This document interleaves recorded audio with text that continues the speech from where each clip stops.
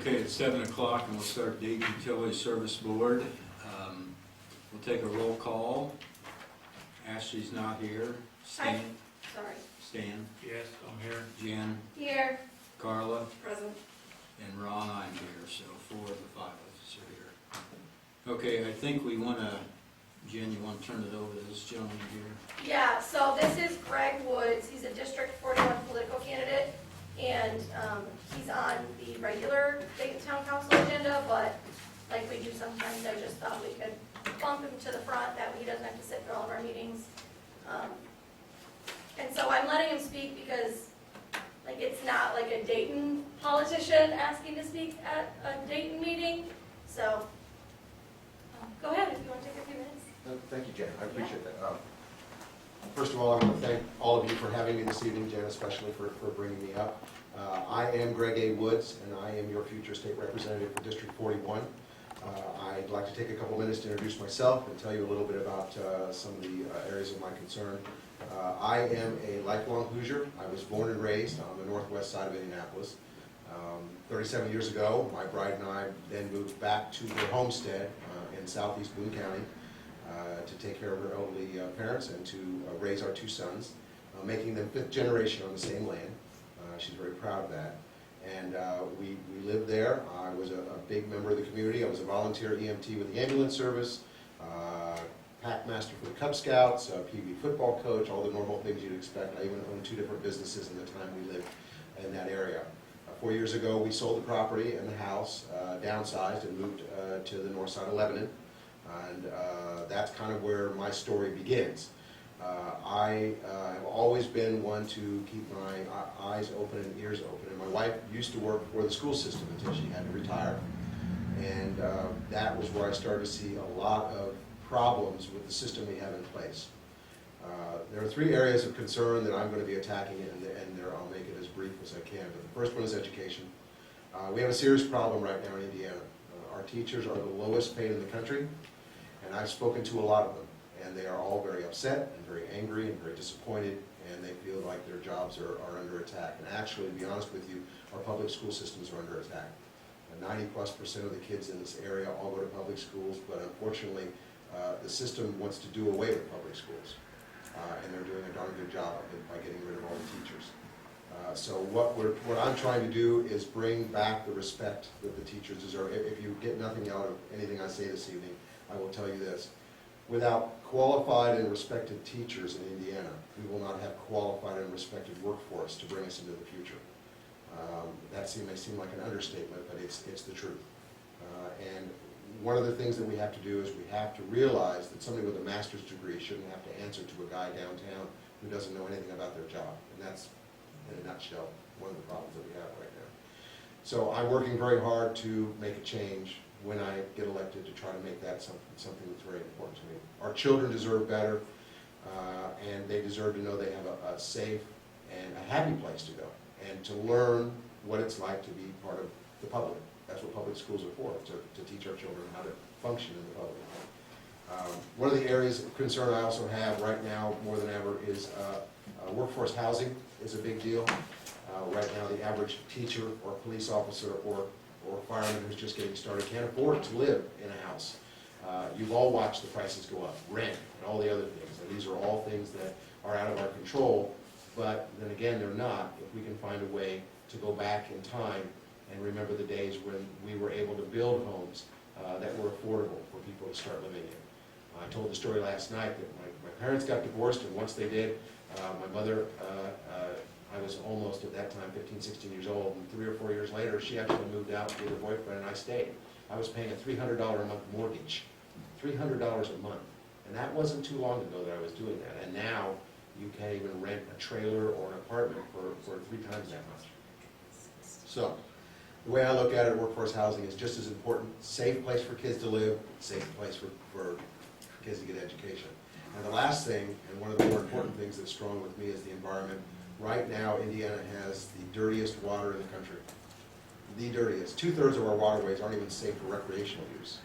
Now, most people look at me like they've never heard that before, and there's a reason. Same reason you haven't heard we have some of the dirtiest air in the country. And that's because these are subjects that our current legislation doesn't want to talk about because they're important to us, but not important to them.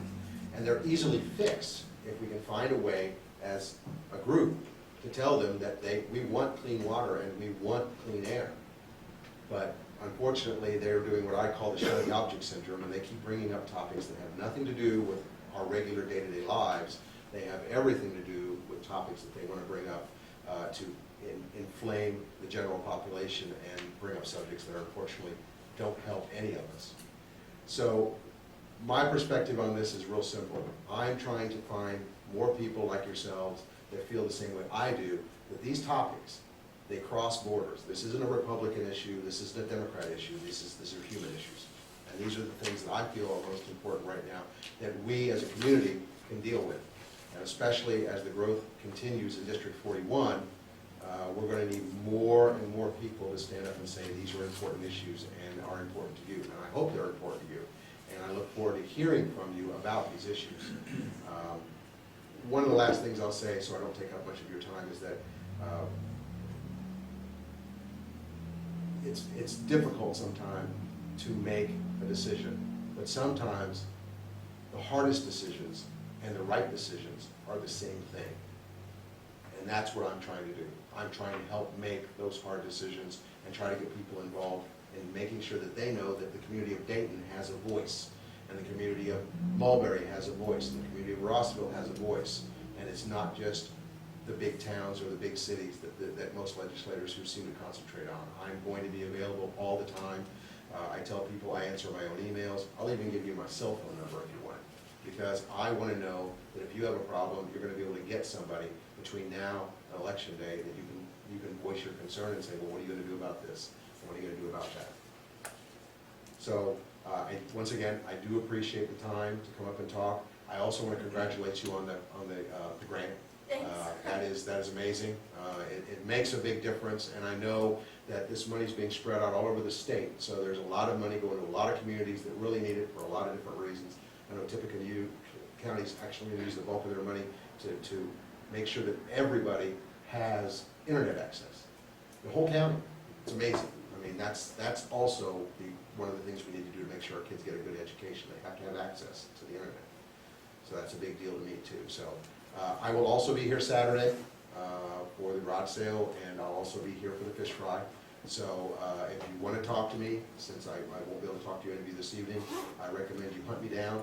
I'll be wearing a blue t-shirt that says District 41 Blue Crew on the back. That's the group I founded to help support what I'm doing. And I'll have some other people with me from the county. I believe I'll have one or two of the candidates for county commissioner will be joining me.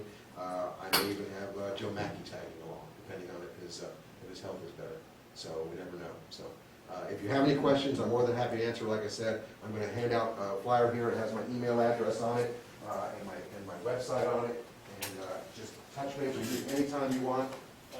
QR code will get you right to the website. And if you need your kids to explain what a QR code is, that's fine. Don't worry about it. There you are. So, ladies? Oh, thank No, you. everybody gets one. Thank you. I don't want to be forgotten after I walk out the door. So, thank you again. I appreciate your time. Thank you. And I will let you get on to the important parts of running a small community. And like I said, I'm looking forward to Saturday. Weather looks like it's going to be fairly agreeable. And I also want to compliment you on the map. That garage sale map was genius. Whoever thought of that, that's a big deal, because the average person will just be lost driving around here, especially with giant road closed signs at a lot of the intersections. So, have a good evening, folks. Thank you. Please look me up. Thank you. Yes, you can. Okay. When I said that. Next on the agenda is, Alicia, you can go over the water ordinance and the URT tax repeal. Yes.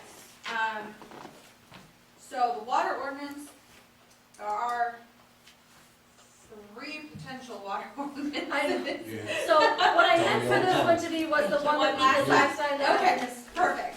So last time you'll remember that we talked about the change to our water ordinance to basically remove it so that when people shut off their water, that they no longer have to that they would have to start paying the minimum rate.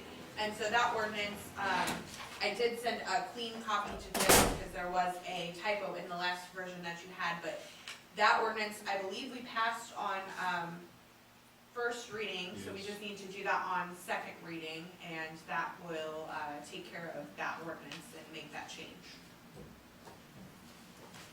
Okay. Do we need a motion for the second reading? Yes. You want it read? Well, you can dispense with, you can just read it by title only if you want to make a motion to do that, and everybody agrees, but. Is that to waive formal reading?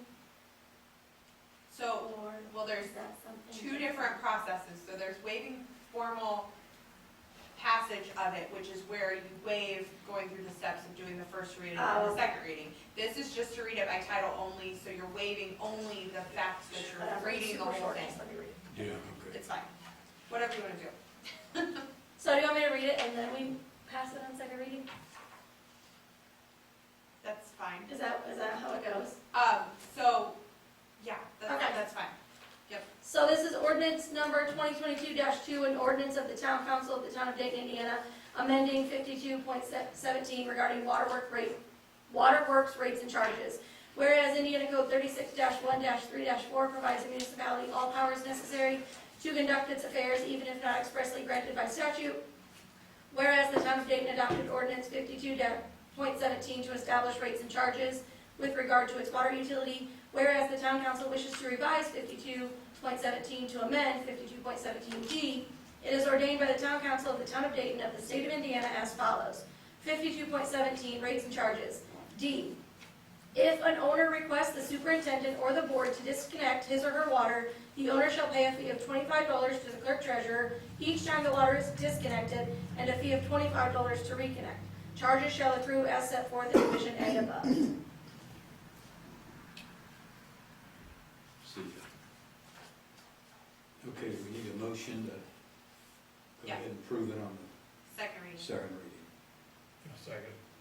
Okay, I make a motion to approve it on the second reading, ordinance 2022-2, and Stan seconded it.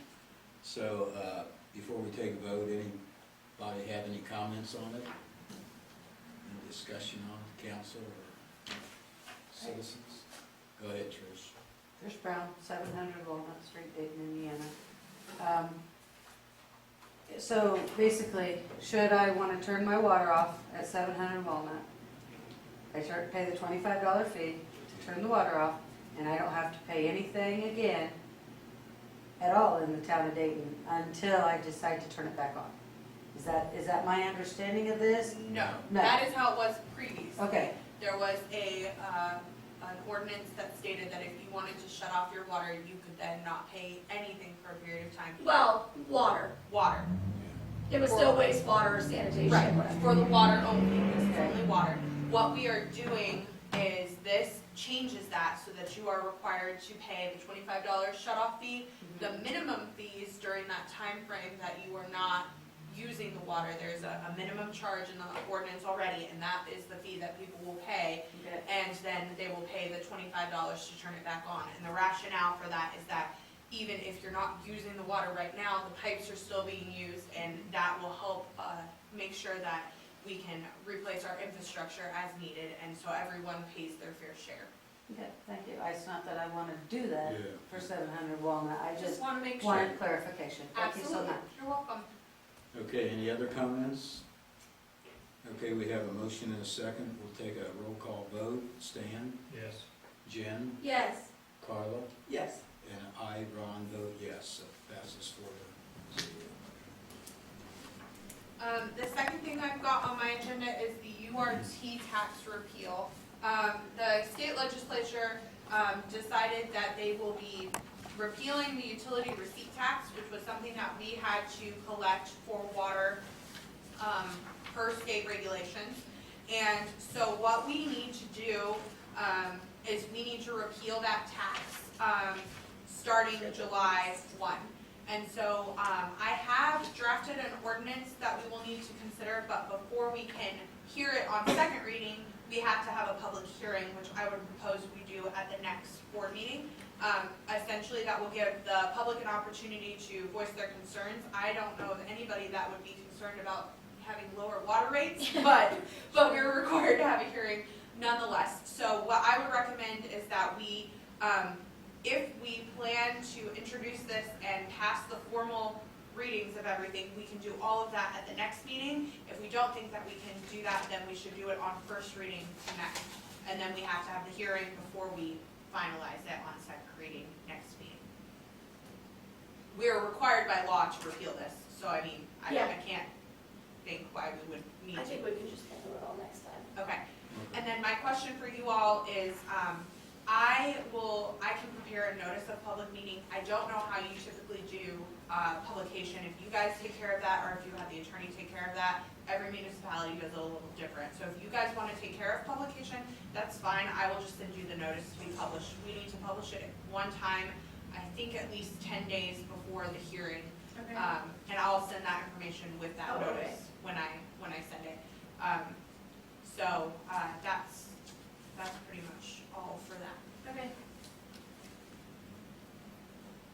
And should I send that to Jen or Yes, Ron? please, To Jen? yeah. And then when are we having our meeting on next month? June. Is it the 13th? Sounds right.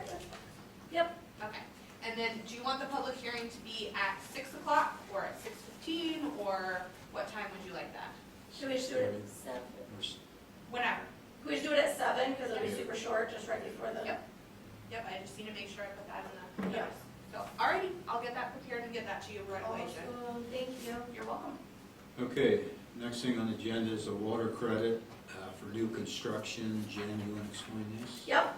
Okay, so in our ordinance, it says now that new construction, which I don't know, maybe Mark would be better. Do you want to talk about this? I'm not sure what. Okay, so it pretty much says that if you have new construction, then you get a credit. Oh my goodness, there's a raccoon. Sorry, that was weird. It was just like right by the pizza place. Anyway, I'm so sorry. Okay, so our ordinance now says that your new construction, you get a credit for watering your new lawn, but it doesn't say how to do that. It doesn't say like, all your water is credited for months, or if half of it, or if whatever. So we need to figure out as a council how we're gonna go about deciding that. So I've thought about this, and because it's new construction, we don't have anything to like base it on. We can't say like, they're using this much more water to water their lawns. So if we can do this, this is what I'm thinking, which you can let me know if this is terrible. First of all, So- it's a wastewater, right? Yes. Yeah. So the people that have lived there long enough to have 3 months of usage, we can take that average of those 3 months, and then whatever is above that, we can credit them that. And then the people that haven't lived there long enough before the sprinklers, we tell them, we're gonna wait until, I think the last month is August? Is that August? I don't have it in front of me, I should have printed it. They're still watering. I thought they'd have to turn off stop their irrigation. Well, our ordinance says a month, so then it would be like, so if it ends in September, then you would take like October, November, December, get the average of those bills, and then like go back and like credit them what they used. Does that make sense? Like give them a What credit. they use above their normal Their usage. We average need for to those. determine a normal Yeah. usage, and we're talking So that's about. what I was thinking, 3 yeah, months 3 before or months. after. Yeah, that's good, because, yes, and then they can apply for a wastewater credit. Yeah, Yeah, you can never get a water credit. sorry. Is there a time frame for the application for the credit? So Um, that they, you get the average and they wait until next, you said like September, October, November, but they wait until next June to apply? Do that, I mean, is there a time frame? I don't know if that's anything that's really necessary, just. What used to, Specify. a long time ago, it used to be they had to apply for it in September, say, and once they got past that, they couldn't do it the next year or anything. But yeah, there ought to be a time frame, you know. So, in my head, it seems like there should be some sort of time frame. But if the 3 months or they don't stop until August, September, that's problematic in getting the time frame for them to apply, so. I thought whenever they stopped doing their sprinkler system, Here. then we'd go 3 months and determine a usage for them. So this is all that it says. This is all our ordinance says about it.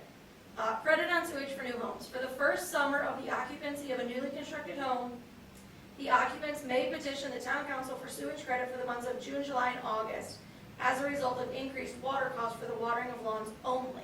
No other sewage credit shall be granted. So, I guess we could put a time frame on it, but it doesn't have one.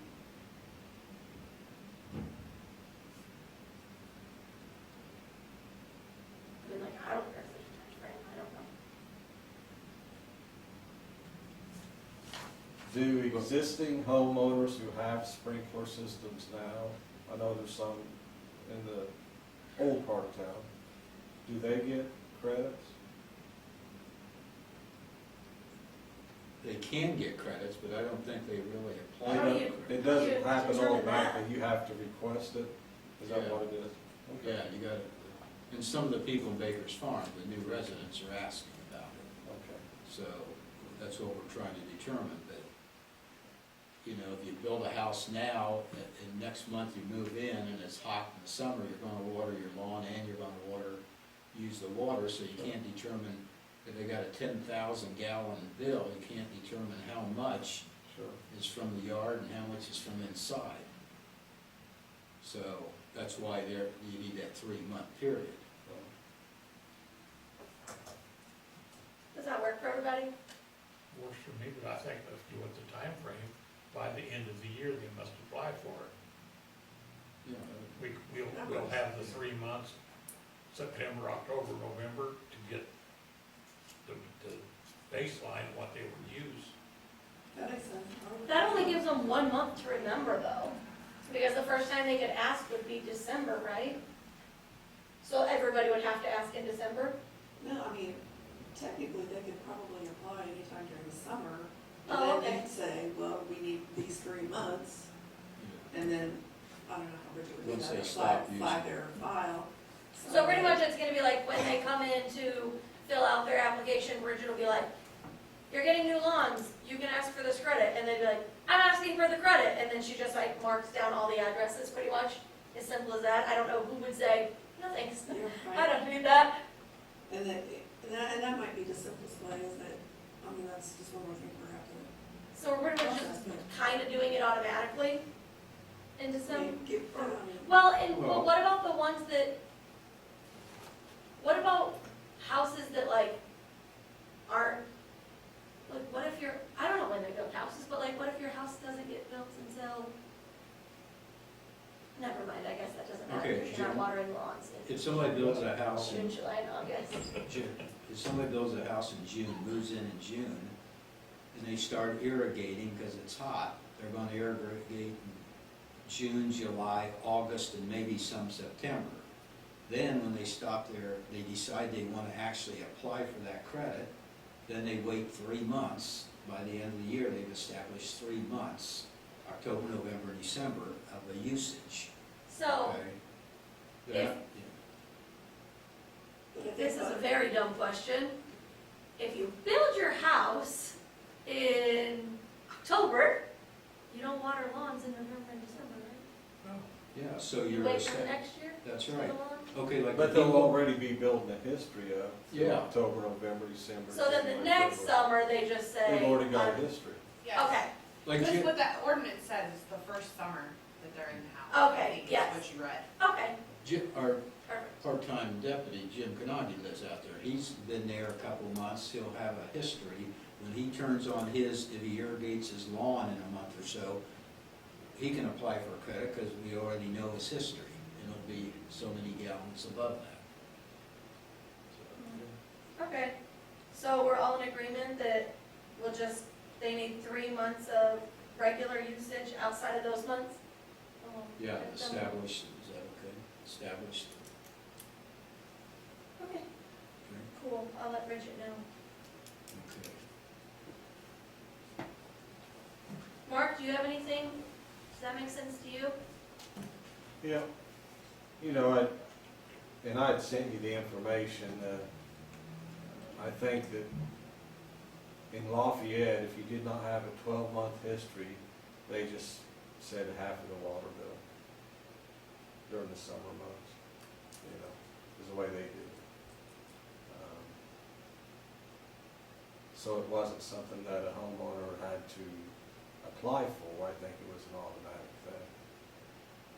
But they're dealing with a much larger volume of customers and a much larger volume of water, so it didn't have the impact that it does on us. But when you say the water bill, you mean they're applying for a wastewater? Yes, that's what I meant. Wastewater. Yeah. You always gotta pay 100% of your Yes, water, yes. no matter where it is. Yeah. So, So they only pay for half the wastewater, half the waste. because it's based on the water usage, you're right, yes. But this is a true accurate way of doing it, the way Sure, we would be yeah. doing it.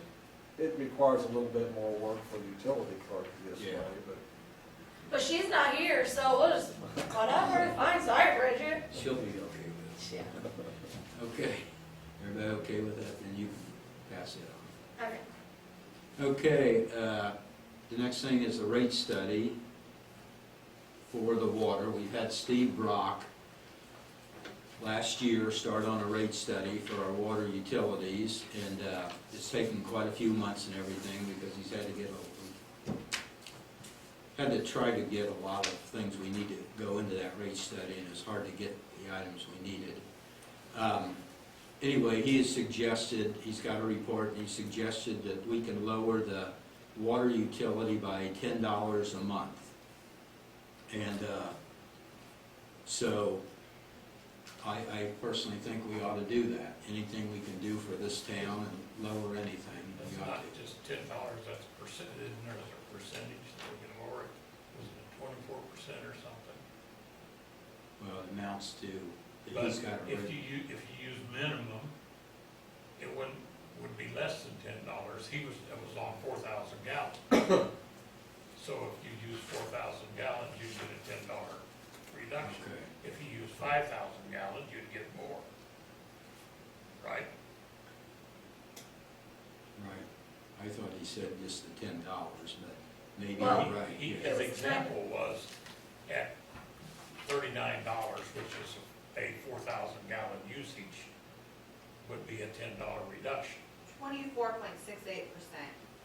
is Yeah, what it is, that's and what then I'm- his yeah, example was, Okay. So that would be across the board, starting at the minimum You're usage right, of yeah. 3,000, all the way up. If they use 10,000, then you would get the 24% reduction. Okay. So the same percentage applied at each level. correct. Yeah. So this ordinance is for that, right? Yes. And again, with this Okay. decrease, we would also have to do the public hearing and have a public hearing, which we can do at the same time as the URT tax review hearing if you guys want. I wonder if maybe we shouldn't do first reading on this, just because I would like to lower rates for customers, and I don't want it to be put off, because if we wait to do it, then it has to be unanimous, right, to do it all at the same time. Correct. So, And then I think we should do first reading I do too. now. So would you like to do that? Can we? We could do a motion to read it by title only. By title only, do you want that? You do, okay. So this will be ordinance number 2022-3? Thanks. An ordinance amending the rates and charges for the waterworks utility. Whereas the Dayton Waterworks in Dayton, Indiana, town, operates a waterworks utility for the benefit of the ratepayers within the town and in the surrounding area. Whereas various ordinances have been adopted from time to time regarding policies and procedures for the waterworks and the establishment of water rates, fees and charges. Whereas the existing rates, fees, and charges are set forth in the earlier ordinance, ordinance number 12-2012. Whereas the town has caused a report to be completed by Thurber Brock and Associates LLP report, and based on that report, the town finds that the water user fees are greater than necessary to pay for the cost of providing water service, including compliance with state and county laws, rules, and procedures. And whereas it has been determined by the town council that the existing rates are greater than necessary to fund the operations of the waterworks utility, and therefore should be amended and modified as provided for in this ordinance. Now, therefore, be it ordained by the town council of the town of Dayton as follows. 1. Water rates. For use of and service rendered by the waterworks, each user shall be charged in an amount based upon a fee schedule as shown in Appendix A. All other provisions of the town's current water rates and charges not amended by this ordinance shall remain in full force and effect. The provisions herein, when approved and adopted, shall be effective beginning with the July 2022 consumption period and billed for the August 2022 billing period. So then Appendix A, metered rates. A, monthly water volume rate per 1,000 gallons per month. First 3,000 gallons, $7.32. Next 7,000 gallons, $7.35. Next 5,000 gallons, $3.68. And over 15,000 gallons, $1.22. Minimum charge per month, all water meters, $21.96. C, fire protection sprinklers annual rate per line size. 1.5 inch line, $123.03. 2 inch line, $143.47. 2.5 inch line, $184.43. 3 inch line, $225.39. 4 inch line, $286.94. 5 inch line, $430.34. 6 inch line, $573.66. 8 inch line, $1,229.53. 10 inch line, $1,536.84. D, non-connected user charge, per owner per month, $9.34. Tap fee for water, all connection is the actual cost of making a connection. F, reconnection disconnection fee, per disconnection and per reconnection, $25. G, customer deposit, per customer, $125. H, late charge penalty, 10% on all bills unpaid within 15 days of due date. I, utility receipts tax, 1.40%, which that's on there because as of now, it's not been repealed. So my intention is that we will pass this one first and then do the URT tax because the company that did the rate study figured out the price of those, and I believe that that incorporated in the repeal of the URT tax. So what I did is added that as a percentage, and then I don't have to recalculate all of the numbers if we do it the way that I say. Yeah. If we do it in the order that I say. So that was my rationale. So if we do this one first and then the URT, so that's why the URT is on that one and not on the next one. Okay. So we need a motion now, or was it? Yes. So I make a motion to approve on first reading ordinance number 2022-3, an ordinance amending the rates and charges for the waterworks utility that I just read. Okay, we have a motion to approve the ordinance 2022-3, ordinance amending the rates and charges for the waterworks utility, and seconded. Motion by Jen and seconded by Carla. Do we have any discussion by the council or in the audience? Any discussion here? Cindy Marsh, 749 Shady Lane. I don't have anything to say particularly about this, except that the reason that you guys can give this reduction in water rates is because we did not have to pay $500,000 for the utilities to be extended out to the new subdivision because you guys made sure the developers would pay for that and not the town. Before that, the previous council would not offer that assurance and even allow the lawsuit, so they did not have to say that, and the developer didn't indicate that he would pay for it until you guys came in. So thank you for following through and doing this. Thank you. You're right. And we're still, now that our clerk is no longer there, and Jen and I are going over all these books, we're still finding a lot of bills and stuff that those developers have to pay for, and they will get billed for them, so. Okay, any more discussion? Okay, we've got a motion and a second, we'll take a roll call vote. Stan? Yes. Jen? Yes. Carla? Yes. And I, Ron, vote yes, so passes on the first reading 4-0. Okay, next on our agenda is the utility report by Mark Harlow.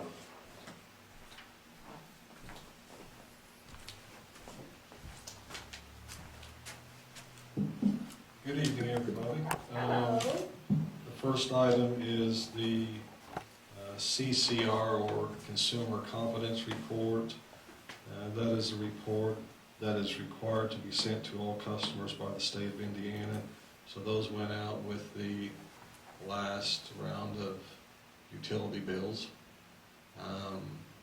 We also are required to make hard copies available here at Town Hall, and they're over here on the desk.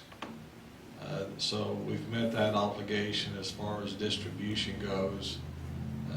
And simply what it is to refresh everybody, is it's a list of required water tests and what those water test results were. And there was no failures on it, but even when they come back good, you're required to give those to the customers.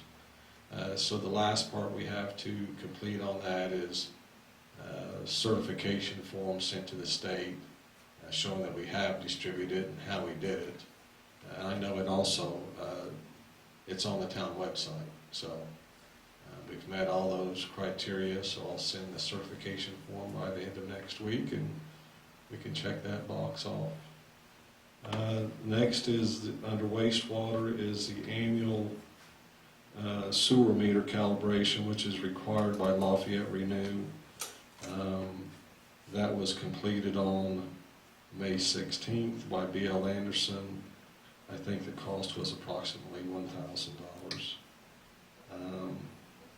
Also required by Lafayette Renew is a spring and fall grease and grit chamber inspection, so the spring inspections have been completed. So as far as Lafayette Renew goes, we're on track with them. Under stormwater, so we had our 5-year stormwater audit on April 27th. That was conducted over at the county building. So they had 3 recommendations, not for just us, but for all. It's us, Battleground, Lafayette, West Lafayette, and Tippecanoe County is the commission we're represented on. So one of the recommendations that they made is that streets should be swept every month. And that's to keep the road oil and grease and grit and entering the stream. So we were on an annual rotation. I spoke to my counterpart in Battleground and asked him how they do it, and he said that they actually sweep them every month, April through September. So I asked him, I said, well, what, and they're comparable in size, Battleground is, as far as number of streets, I believe. So I asked him, what's it cost, because you have it done more often, it should be a cheaper price. He has it done by the same contractor we use, and he said it's about $600 a month. Where when we do it annually, we haven't received the bill for having the street swept just this month. But ours is usually, I think, around $1,200. So I'm guessing you do get a reduced rate because you do it more often. There's not as much there to sweep. So I guess one thing I'd want you to consider is maybe going to for in between April and September, going to an every other month. So just consider that. I'm not asking you to make a commitment or decision, but just know that that's a request by the state that we do them more often than annually. Not even the money part of it, but just getting people to not park on the street on street street sweeping days. Yeah. like Well, I jazz. think that if you do it, if you did it every month, and it was on the town. First Tuesday of every month. Yes, yes, it would just become a thing. But I don't know about that. I mean, we put out signs now. Yeah. But even right. with the signs, of course, there's not 100% cooperation by any chance. The second recommendation is that we have all of our private stormwater systems added to our GIS. So our GIS system, which is a map that shows where all of our water, wastewater, and storm lines are, that we are responsible for maintaining. BF&S put that together for the town years ago, and then it's added to occasionally as we have development or we add lines. So now they're requesting, whenever I submitted those maps to the state representative, they said, well, where are the private stormwater systems? So that would be like out of Truck, Indiana, Caterpillar, Dollar General has a small detention pond. They're requesting or recommending that we have those systems added to our GIS. Now, we have blueprints for all those, and we could give those to BF&S, and they could add them to the mapping. But I'm sure there'd be a cost for that. Okay. We just send them to the state and be like, here. No. No. The third recommendation, which actually wasn't a recommendation, they were just giving us a heads up, is that they perceive that there's going to be required testing of the water in the stream that your stormwater system empties into. So if we emptied into Wildcat Creek, they'd require us to test the water in Wildcat Creek a couple times a year to see if there's getting to be a lot of oil or lawn fertilizer or something entering it. That's not something that's presently required, but they said they believe that the EPA will require it, and then in turn the state will, and then we'll be required to do it. You know, and you can't argue with, I think it'd be better if we swept the streets more often. It would be better if we had the private stormwater systems on our GIS, and it would be better if we tested our streams more often. But like many things, these are unfunded mandates. Yeah. You know, they're all good ideas, and people would say, yeah, that's better, that's good, you know. And I'm all for them, but they do cost money, you know, and I'm one that does often ask that question, you know. I say, so where are we supposed to get funds to do this at, you know? And the answer is, oh, you do it through your stormwater rates. You know, don't you collect rates on your stormwater? I said, well, we do, but that's to maintain the system. And I know that just recently, I think I read where I think it was Lafayette or West Lafayette was doing a study to see about raising their stormwater rates. I think theirs is $5 or $7 a month. Theirs is the $5, and we adopted ours Oh, did you? based on Yeah. theirs, yeah. So, am I against this stuff? No. Is it increased cost? Yes. And like I said, you know, as much as anything, I'm just planting the seed here tonight. Mark, who tests, how often is it tested, the creek down there where our stormwater goes? Do we test that now? We never do. It's, I no, didn't think so. no, it's just a new thing that they think that the EPA is going to require of all states. Well, So I they're think- just making it aware of it. I sort of think it's a good idea, as you're building a lot more stuff around here. Sure. Who knows who's throwing what stuff, Yeah, you know. you know. And you know, the truth is, people do dump antifreeze and used motor oil and stuff down those stormwater drains. It does happen, you know. To them, it's out of sight, out of mind. But anyway, so like I said, I'm just making you aware of it, and I'm sure we'll come back around to these topics in the future. 291 Republican, storm inlet, Mr. Bowman. So we visited this topic last year.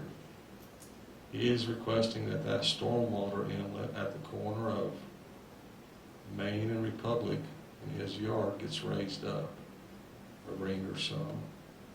And he stopped me again and said that, hey, could you bring it up again? So that's what I'm doing.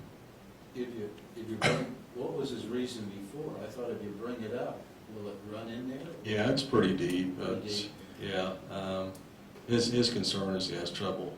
He has trouble mowing around it and stuff because it sits so deep. So something I thought of is once we award we're doing stormwater work on Dayton Road anyway, it won't hurt for me just to take a contract over and say, hey, what would it cost for you to put another ring on there, raise it up 3 or 4 inches, put some dirt and salt and seed around there. I thought, while we have, that's a lot cheaper than doing it as a separate contract. And you know what? It might be too expensive even then, but at least I'll have a number to present to you before it's done, and a resident will know that it's not being ignored, you know. And if it's doable at a reasonable cost, I think we should do it, you know. Okay, the next is streets, the 2022 Community Crossing Grant Agreement. So, I thought we need a resolution, but no, all we need is minutes from a meeting indicating who our signatory is. So, I would recommend, you guys can get whoever you want, but I would have Jan. It says mayor on there is what it says, but you could be the town council president, so you would want to. Or we could make me mayor, whatever. I think Jen ought to do the signature. So, is that in the form of a motion? Yes, I make a motion to have Jen do the signing of the, what is that for? CCMG grant. Yeah, CCMG grant. Yeah, Second? the signatory for that. So we got a motion by Ron to have Jen do this, signing the CCMG grants as needed, and that's seconded by Carla. We'll take any discussion. We'll take a vote on it, roll call vote. Stan? Yes. Jen? Yeah. Carla? Yes. Sure. And Ron? Yes. So are there any questions about the grant or the grant amount that we received? Does everybody understand where we stand on that? Carla, are you up to speed on that also? I think so. Okay. So here are the 4 items listed on the award letter. Okay, these are the requirements for us. NDOT must receive a copy of the fully executed contract with the contractor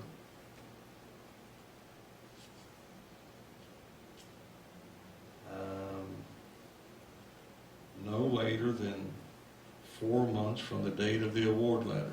So the award letter was April 19th. So we've got May, June, July, August. So by August 19th, we need to have this contract awarded. Okay. We must sign and return the NDOT grant agreement for this within 2 months of the award letter. So we have 30 days from today.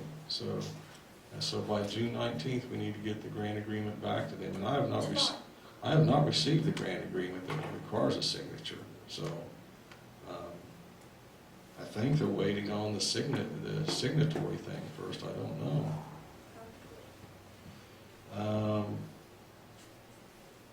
Which is gonna be tricky because they need minutes, which I can type up minutes tonight, but I'm sure they want signed, it didn't say, but Right. would you assume they want signed minutes that have been approved? They might, I mean, if we had to, I would say let's try and submit them unsigned, and then if they require signed, we can just do like a 5-minute Special. meeting to like sign them and call it a Okay. day. That's what I would recommend. Okay, And Mark, the engineering firm handles all of the bidding and all of that, correct? Yes. Okay, Yeah, just wanted they to do. make sure, didn't want to drop the ball.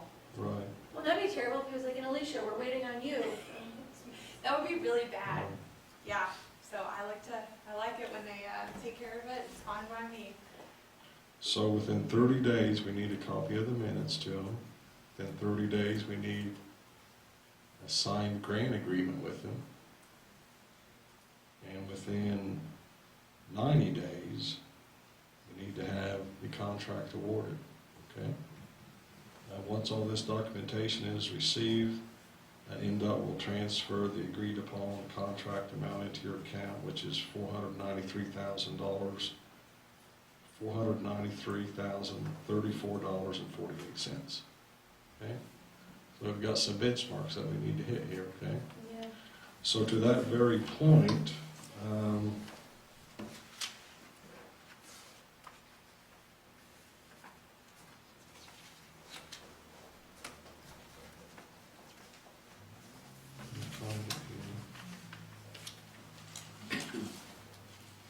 so this is a schedule that I have set up with BF&S, because of course they're playing a large part in this also.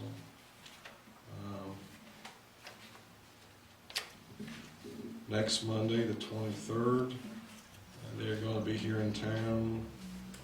I'm going to meet with them to go over the details of the project as far as what streets get repaved, what sidewalks get replaced, what storm sewers get repaired, those type of things.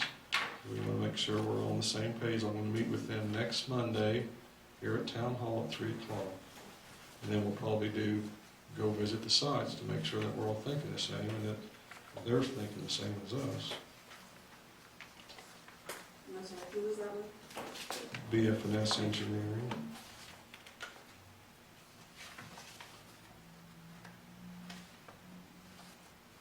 I've got this here somewhere. Okay, so this is a schedule. So that's called the field check meeting. That's Monday the 23rd. On our next monthly board meeting, June 13th, Town Council will approve advertisement and bidding of the project. On June 24th, the first advertisement will be in the paper. On July 1st, the second advertisement will be in the paper. And then at the July 11th monthly board meeting of the Dayton Town Council, bids will be opened. I'm sorry, what was that date? July 11th. Okay. So when you hear that, it throws you off a bit because you say, well, June 13th, at our June 13th meeting, the board approves advertisement and bid date. That's all you're doing. They won't have the bid packages ready then. But you're just approving. You're going to approve, hey, we're going to advertise the bids on these dates and the bid opening will be then. Because during that time in between June 13th and the first advertisement on June 24th, they'll still be finalizing quantities and putting the bid documents together. So don't think that at the June meeting you're going to have the bid documents in your hand. But they're just trying to move it forward as quickly as possible. Because what we want is we want the construction to happen between July and October. You know, that might be a challenge. You know, now it doesn't mean we lose our funding, but it might be a challenge to get contractors to commit to that because there's so much work. You know, so I mean, we could wait until spring of 2023. We prefer not to because we like to keep this rotation of applications and everything going. Another thing that they did mention, they said, you know, and here's the thing, is that cost of everything is going up. Concrete, asphalt, labor, it's all going up. But they were instructed to put a buffer, this inflation buffer in our cost estimates that we applied for in the grant to the state. So I just want us all to be aware of these things. But what we're doing, we're moving forward with expectations that we're going to hit all of our benchmarks that we're supposed to hit. and we can't control the other ones, you know, so we're gonna go ahead and move forward and expect the best, you know. So we'll open the bids July 11th, and then is the plan to award the bids at the August meeting? It said, To nope, have it sent in? nope, it says, July 11th, bid opening. BFNS reviews the bids and makes a recommendation for awarding. On July 14th, a special meeting is held by the Dayton Town Council to award the contract and give a notice to proceed. Who chose these dates? BFNS Engineering. Hmm. Now you can, Well, all yeah, the dates are meetings except that yeah. June. Yeah, and you know July. what? You can make that any date you want. Yeah. They just They're did that to, fine. they're under my guidance saying, we need to move forward. Yeah, and I'd Yeah. rather do that as soon as we can so that we can get it back by August 19th. I don't want to wait until And August. and that will be at the most 30-minute meeting when you're awarding the bid. The only thing you need to make sure that actually stays the date that we set, because everything else we can probably move around, is the date that we open the bids. Because that will be advertised in the newspaper. Yeah. So that date needs to stay put, but other than that, you can probably move them and it won't. Yeah, you can award the bid anytime you want. Right, it's Yeah. just opening the bids is the only time that really matters. Which is at our July regularly scheduled meeting anyway. Yep. So this is just you know, and he said, how does this look to you? You know, we can change it, but How many days does a contractor have, once it goes in the paper, then to actually make up a bid and turn it in? so they have, June 24th to July 11th. so in between 2 and 3 weeks. 3 weeks if they see it the first time in the paper, 2 weeks if they see it the second time in the paper. Because it's a lot of bidding. Oh, sure. Yeah, a lot of Sure. streets and everything. But, you know, a lot of these companies, they got guys that do nothing but this, you know. They're never out there on the job site, they're just the bid guy, you know. So, I'm just, and like I said, they said, how does this look to you? So, do you want me to, well, we're gonna make, and you're all welcome to come to the field visit Monday. So if there's some second thoughts on these dates, just Are let we us all know. allowed to come on Monday? Oh, I Would guess. that be illegal? Two. Well, if you do a field trip to observe something, you are allowed to do that. That Yeah. is not a meeting. So if you're going out and you're observing things, going out in the field, you can all do that. Okay, Yes. Yeah, Of course, so- we don't so- make any decisions and stuff. Yes. okay. We're just trying to make sure that, you know, this is a section of sidewalk we want replaced, and this is what we want the finished product to look like here, you know, things like that. Okay, so we've kind of got our schedule there, but now we need to get these minutes, we need to get this grant agreement from NDOT received and signed and sent to them, okay? Okay. Next is State Road 38 status. So as you've probably seen, I think I mentioned at the last meeting that 2 major obstacles were the gas line relocates, the natural gas line relocates, and the AT&T fiber relocates. The gas lines have been relocated, and currently AT&T has a contractor out of Michigan in town that you've seen working, well, right here on Town Hall. What they had to do, they had to move the AT&T fiber from the north side of 38 to the south side. So that's what they've been doing. That is somewhat holding up some work on the highway project because that fiber is in the way of where they're putting some storm drains in. The official switchover is supposed to be at midnight on May 26th. I guess they do it in the middle of the night, so not as many people are using the fiber network or something, I don't know. So that's a week from today. So by then, they can move forward. I mean, there's several things that Reith Raleigh Construction is still doing out there, but it's kind of held up their predetermined schedule a little bit. But I think they're making great progress. As a matter of fact, I know that on your section of the highway, did I see them painting lines down there today? Yeah. So from Adams Road to 900, they're moving right along. Same company, different contract, but anyway.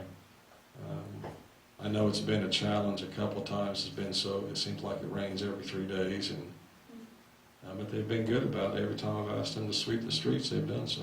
So, you know, I try not to hinder their progress because I want them to get done, but yet we've got to still take care of ours. Other.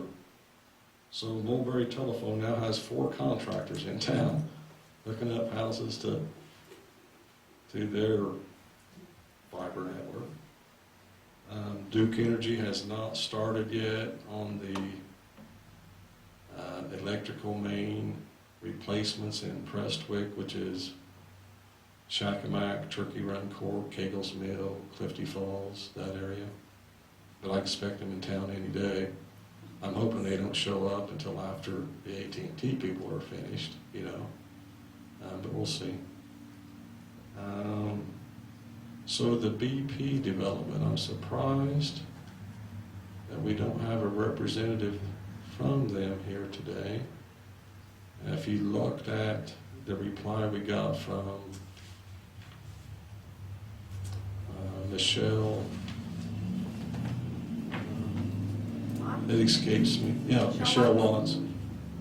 She had replied to their submittal and said, hey, you need to change these things before I can recommend it to the town council. Please do so before the May 19th meeting. Well, apparently they haven't got those worked out yet, or else we would see someone here seeking approval. Yeah. Now, one thing that I did, which she brought up some things that I'm not familiar with, but she's an engineer and knows more about that than I do, but the one thing that I did make sure that she took into consideration, which was something that Scott had brought up, was the traffic flow pattern. You know, when you only have one diesel fuel pump, you're going to be stacking up drivers, you know. So I said, be sure that we can see a traffic flow pattern, whether it's coming off of Hine Drive or coming off of Yost.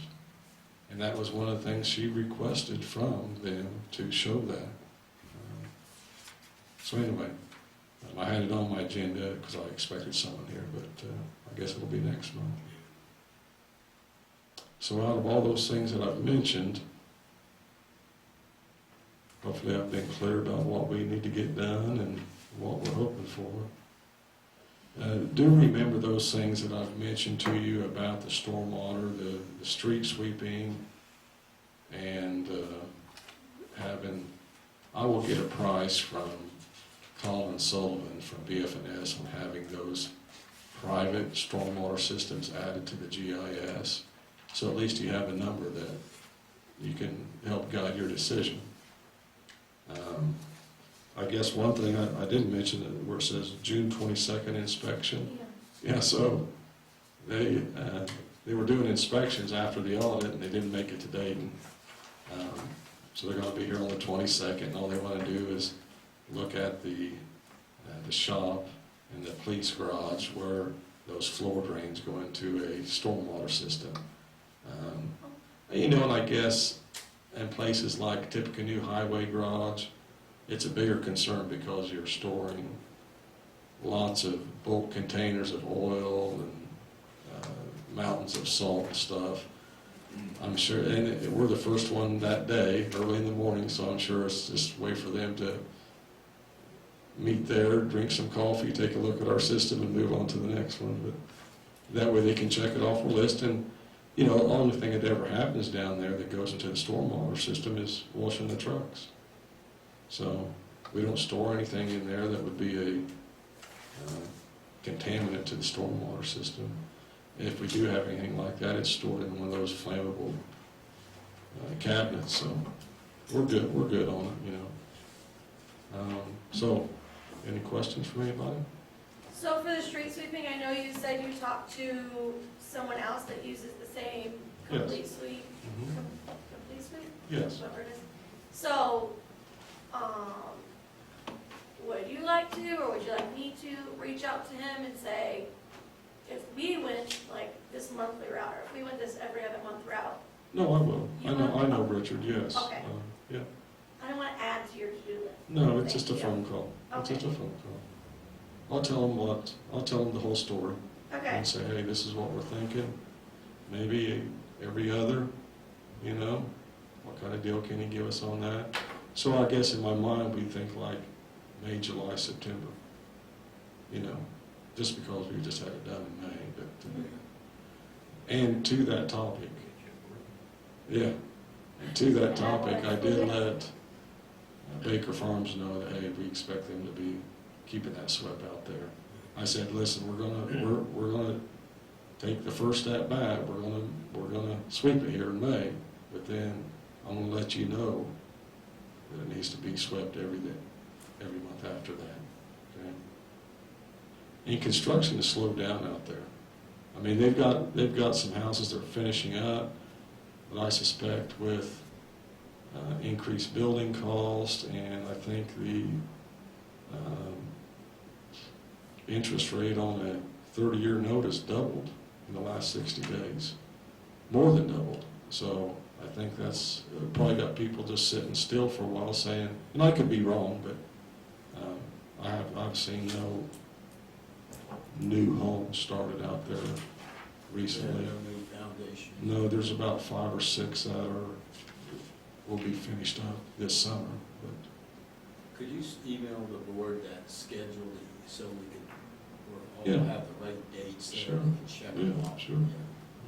one more thing, maybe add another phone call to your to-do list. Sure. For, I know the EPA isn't requiring it yet, but if we did test that, would you send it to the same company that we already send our water to get tested? The stream water, Mhm. I will ask him about that June 22nd inspection.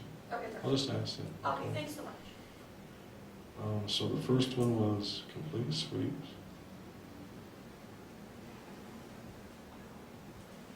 And then the second was the creek water testing. Okay. And BFNS about the, adding the private stormwaters to the GIS map.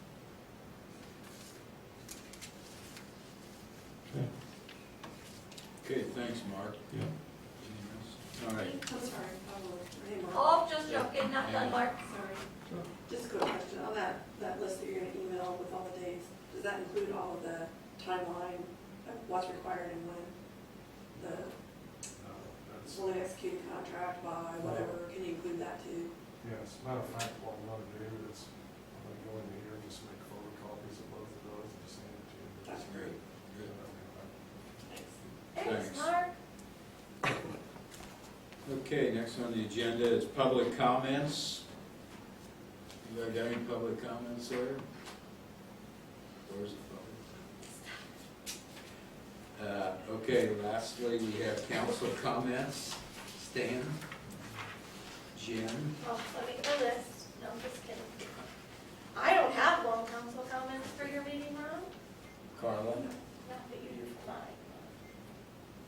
I've got a couple of things here. I want to thank Jenna Marie Shireman and her 2 kids. She's been coming up here and volunteering to plant, weed these beds and plant flowers and stuff, perennials around, so we're sort of working together on that. I'm advising and she's doing the work. But anyway, it's great. She's really energetic about it. She planted some stuff last year and around the gazebo now. She's putting it through all the beds. So that's really nice to have people from the public helping. I do want to make a comment that once we get in this center office, all the books under control and things caught up from about nothing ever being done in there, I think that we will probably be in a position in the future to actually lower maybe the sewage bills also. You know, once we go through this, but that will be down the road a little bit. But I think our goal ought to be as much savings as we can pass on to the citizens to do it. So there's just a lot of stuff you got to get in the right columns and the right categories that haven't been done. So anyway, I think that's it. So adjourn the meeting and turn it over to Jen. Thank you. All right, this is the May 19th, 2022 Dayton Town Council meeting. Roll call was done at the beginning of Ron's meeting. We still have the same people with actually missing but we do have 4 of us. The second thing on the agenda was Greg Woods, which we moved to the start of the meeting, so that's been taken care of. And we will move on to the attorney. Okay, so the first thing on my list is the APC ordinance. There are 2, and, well, there are actually 3, but we'll go through that real quick. So APC sent some zoning ordinances. One of them has to do with home occupations, and essentially, currently, they prohibit state licensed medical professionals to use their home for therapies. They want to amend that ordinance so that if you are on a specific list of physician, dentist, optometrist, podiatrist, chiropractor, naturopathic doctor, hypnotherapist, acupuncturist, or any medical or dental clinic, hospital, or office, that if you have one treatment room, that you can use your home to provide services. And what their notes on this said is basically they have, it's mostly like massage therapists and things like that, and they don't expect that most physicians are going to do that, but they have a list of medical professionals that would be allowed to use it if they have one treatment room. So that's the first one, and there is an ordinance that they provided to amend that, that I think Jen had. So if you guys want to pass that ordinance, you would be able to do that. And their recommendation is that you do so. So many copies. They sent so many copies. So that is the ordinance that is like I think it's like 103 just normal, or 130 normal or something. They had the second ordinance, they had both ordinances together, and then they revisited a second ordinance because it was regarding storage, warehouse business, self-storage businesses, and they had made a recommendation to change the language of the ordinance so that if there was a self-storage warehouse business located within an urbanized sewered area, which would basically be the historic districts of downtowns, to obtain a special exception. And that was all fine, and then my understanding is that the APC ordinance committee got a hold of the ordinance and they changed it to say that if they already have a permit at the time of adoption of the amendment, then they would operate by right. So instead of being an exception that eventually would filter out and wouldn't be allowed, they're saying that they would be able to operate by right, which means that even if this storage unit facility wasn't going to be in existence any longer, someone could come back in and do another one later on that same property. And the staff of the APC is opposed to that because the purpose of this is to allow organizations that are already there will be grandfathered in, but if they choose to, if they stop having that as their primary business or whatever, then it would not be allowed in the future unless they got a special exception. So what they have asked is that you guys basically pass the APC's original ordinance, not the, or they want you to amend the APC's vote to amend the APC's recommendation supporting the APC's 13-2 vote to deny the April 2022 resolution and further support the approval of the January 2022 resolution. So they want it to go back to the way they initially had it before the ordinance committee changed it. And I can give you more information if you want, but that's it in a nutshell. So they're asking for 2 action items. One is to pass the ordinance regarding the home occupations, and then the second would be to amend the APC's recommendation supporting the April 2022 resolution and approval of to support the January 2022 resolution.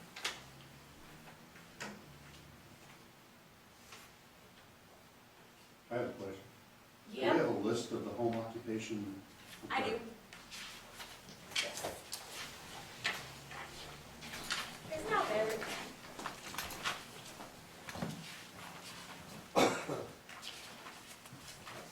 would be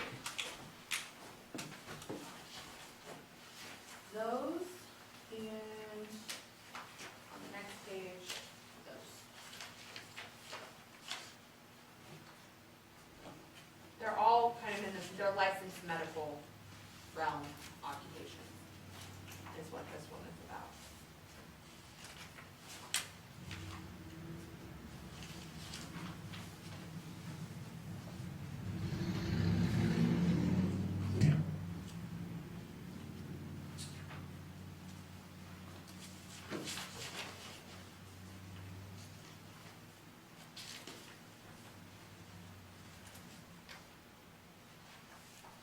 So in effect, what this is doing is, it is opening up a whole realm of businesses to be placed in a R1 residence.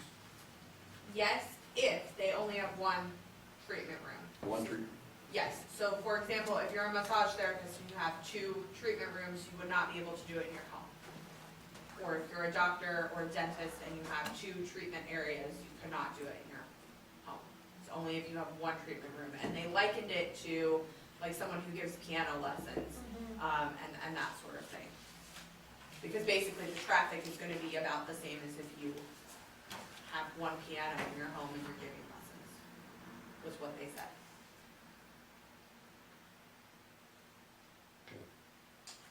Just a thought that my concern would be somebody in Deerfield who is limited on parking. All of a sudden, they've got 8 customers scheduled during an 8-hour period for whatever that would be. What are the neighbors going to say about the additional traffic? That's just a thought for you to consider possibly on that. I think that's valid, and that's why, one of the reasons why they limited it to 1 room, because if it was multiple rooms, then you'd have multiple clients, which generates more traffic. And it can't be like, it couldn't be like 2 massage therapists and they each have a room. No, it's 1 room It's in the one- home. Mhm. Mhm. You know, right now in residential areas, you can have like realtors, you can have childcare, you can have several other things. I mean, it's, You know, like Where people do you that start? cut hair from inside their house. where do you start it, where do you stop it? Right. They also said that if they house more than 1 medical professional, then it's prohibited. So it's gotta be 1 person, 1 room. And who's the enforcement authority on that? I think it said Scott Taylor somewhere in here. I'm guessing it's APC. Just easy. I believe that's correct, because it'd be the unified zoning ordinance. That would, They're moving more and more towards that, they're trying to get that sorted out to make sure that the enforcement ordinances all under APC. APC. And they must be licensed with the state, right? Correct. It says, that an office of a state licensed medical professional with no more than 1 treatment room.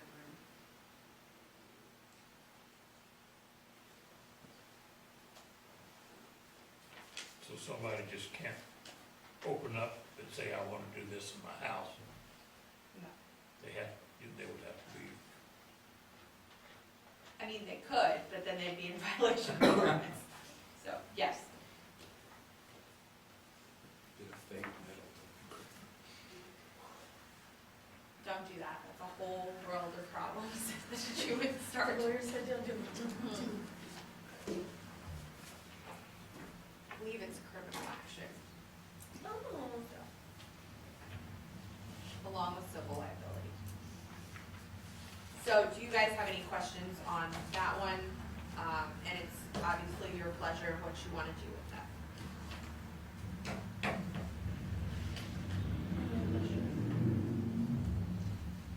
So they used to not be able to have these in a residential area, now they're allowing it as long as it's 1 room.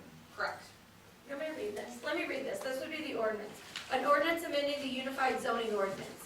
Being ordained by the Town Council of the Town of Dayton, Indiana, that ordinance number 97-11, being the unified zoning ordinance of 52 counties, hereby amended as follows. Section 1. change Uzo section 5-5-3 permitted home occupations by adding the following. An office of a state licensed medical professional with no more than one treatment room. And then section 2 changes Uzo section 5-5-4 prohibited home occupations by eliminating the following and renumbering the rest of the list in this section. Physician, dentist, optometrist, podiatrist, chiropractor, naturopathic doctor, hypnotherapist, acupuncturist, or any medical or dental clinic, office, or hospital. So, Doc Tapp, who was in this corner over here,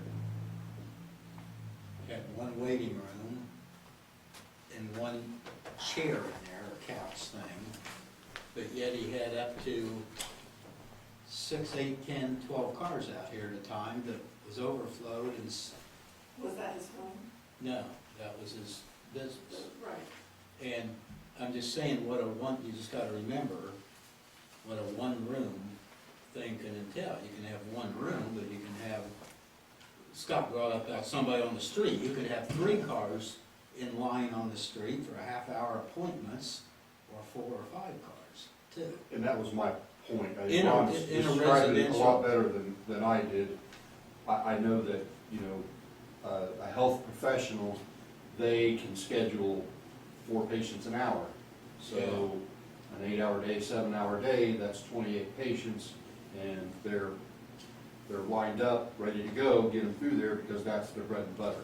Yeah, I'm only thinking about just people like the businesses here, us, Trish, you, all of us had to, we went into certain areas, but we had to rezone and go through all those steps and spend a lot of money and everything. And it seems like this, I don't know, I don't think I would really want a massage therapy thing in the house next to me particularly. I don't know if I, but it just seems like you're opening up a whole can of stuff to let a whole new, there's quite a few different businesses on here going right in these different And houses around it. I feel exactly the opposite. Like, let them do it. It's not like they're opening an entire doctor's office and it's one room. I mean, if you wanna have 6 people waiting outside, that's probably not gonna have you lasted very long, I would guess. I mean, practically speaking, for the doctors at least, I don't imagine that there are gonna be many doctors. Also, practically speaking, at least for the massage therapists that I have gone to, they don't schedule super close because people need to change and they need to, you know, so, yeah, they've gotta change the room and all of that stuff. And and doctors would have to do that too, they'd have to sanitize and sterilize and all of that good stuff. So, I don't know that for a fact, that's just something to consider. Do you all have the list of the different, it was in the staff report, did you all get a copy of that? Okay.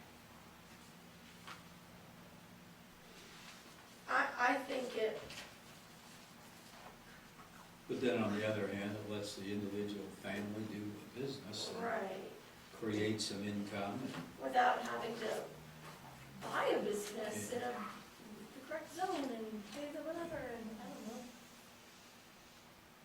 Could also open up the opportunity for a front business of something else. That is Drug dealers? That is also true.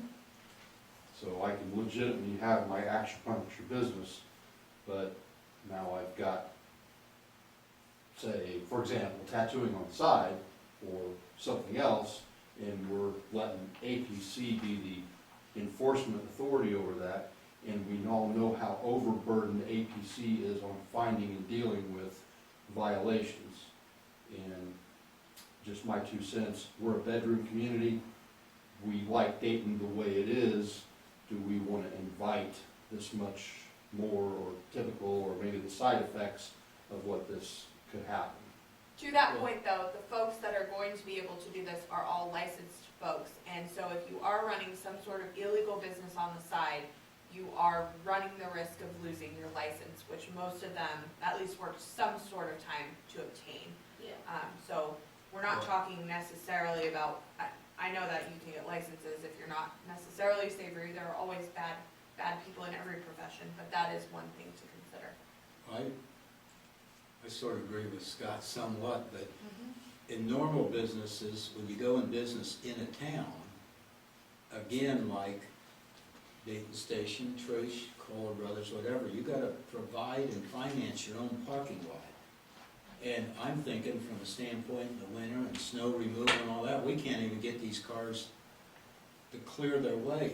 We have subdivisions now that are down here, some of these are so close together that the more cars you create in there, or police or somebody's gotta disperse them in those winter months, or I guess in the summer months, if there's 4 cars lined up in front of a house versus 3 or 2, I don't know. On the flip side, if somebody who's just trying to get started, they Yeah. can't get hired somewhere, so start a small business in my home, build a clientele, now I've got some money built up, I can go out and go through and get a place, and, I mean, But why some not? people just don't have the money to go out and start a business somewhere and pay the rent.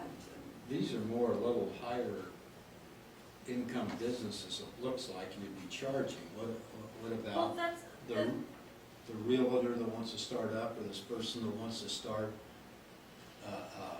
fireworks sales and have one room selling fireworks, or a tattoo person, or a bookstore, or, I Well, always, And some of those specifically that you mentioned are regulated by the state, so like for fireworks sales and things like that, you would have to get a certificate of occupancy and all of that stuff and go through all of the specialty things for that, because they have special rules for fireworks stores in particular, because it's through the fire and all of that, but, yeah, I mean, I don't disagree with you, that there are. I just don't know why that list is so small. Why Well, I don't know, because I did not look this up, and I probably should have before the meeting. I don't know what already is included in permitted home occupations. So some of those may have already been included. This is just specific for the medical professions, which were previously prohibited. So it's possible that some of those things that you listed were already included in permitted home occupations.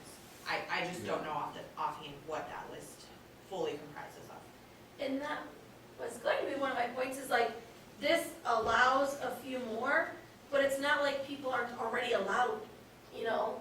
Like, we're already, like, people have daycares, or you said real estate businesses, and like, are they also Well, I don't, dealing drugs on the side, or whatever the concern is? Like, these are licensed people, and like she said, they're gonna be less likely to be but some of shady it, characters. just by having these people, then you have the other people that say, why can't I, why can't I? And you start adding a lot of people. I don't know that some of the people, I don't know, can you have a daycare thing in town with 6 people or 20 people? Or can you have do a realtor's office? But that would still have to be addressed at the county level. We wouldn't be making that decision because of the Unified Zoning Ordinance, and this is countywide, and it's looked at by the APC ordinance commissioners. And, so that question would have to be addressed to the county, and then go through all those steps before, they can be considered. And But if any of these, they'd go apply, right? no, you're saying if somebody else is saying, well, if this is approved, why can't I do this, and why can't I do that? If they're not on the not allowed list, I'm saying they would then have to go through that process. Oh, yeah, So, but then it seems like Sally always said with builders and everything, they gave in on one thing, and then the builders come in and they wire the lot lines down to 0 and 3-foot lot lines versus 18-foot lot lines, because over the years, they give in here, and they give in here, and they give in here, and then does this turn into something where people keep adding, and there's 30 or 40 or 50 of these things? I don't know, maybe it's okay, maybe it's, I don't know. Guess I just don't know I enough. think it's a fair point, but I think you're overthinking it. Yeah. Is this something that we should table for now, and we can come back to it at the next meeting?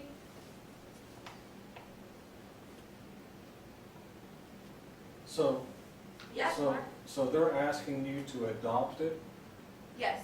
What if you don't adopt it? Does that mean that you're not under that guideline and you can make up your own rules? It depends on whether the other governing bodies that vote on it, us Parks Hill to, Battleground, West Lafayette.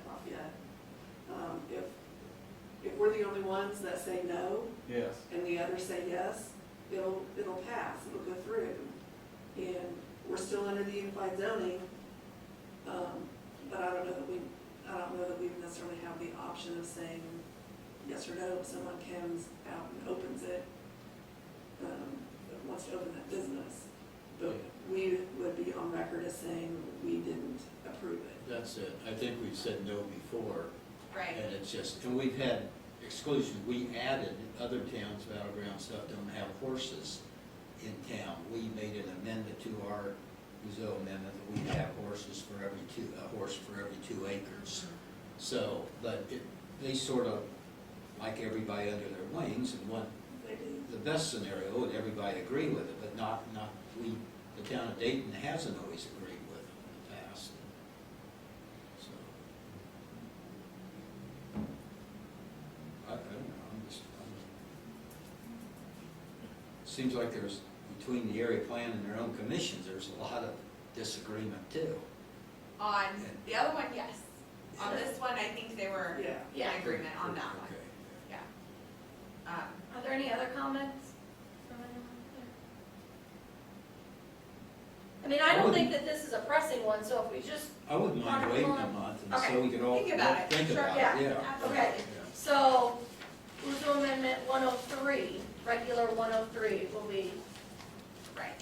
tabled until next. So then the second one is the 103A, and what they want from that is for the town council to vote to amend the APC's recommendation supporting the APC's 13-2 vote to deny the April 2022 resolution and further support approval of the January 2022 resolution. And again, this was the one where they all were in agreement, and then it went to the committee, and the committee basically changed the law, or changed the ordinance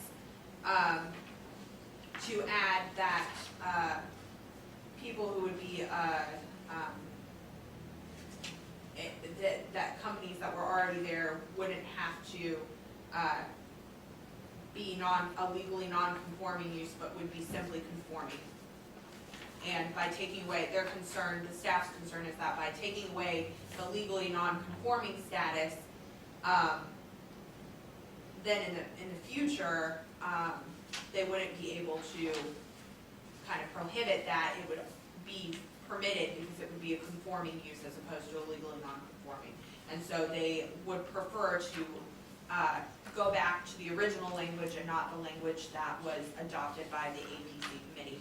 And I believe in their meeting, the APC voted 13-2 to deny that amendment to the, and that's how we got 103A versus just 103. They were supposed to be together, and then they wanted to revisit that. Lafayette and West Lafayette, we've already sent it back with that amendment approval and reinforcing the approval of the original January language.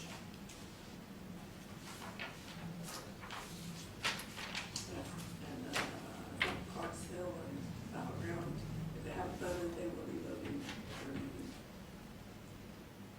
So I would move that we amend this Uzo Amendment 103-A, self-storage warehouses in urbanized areas, to recommend approval of the original language that was favored by APC staff.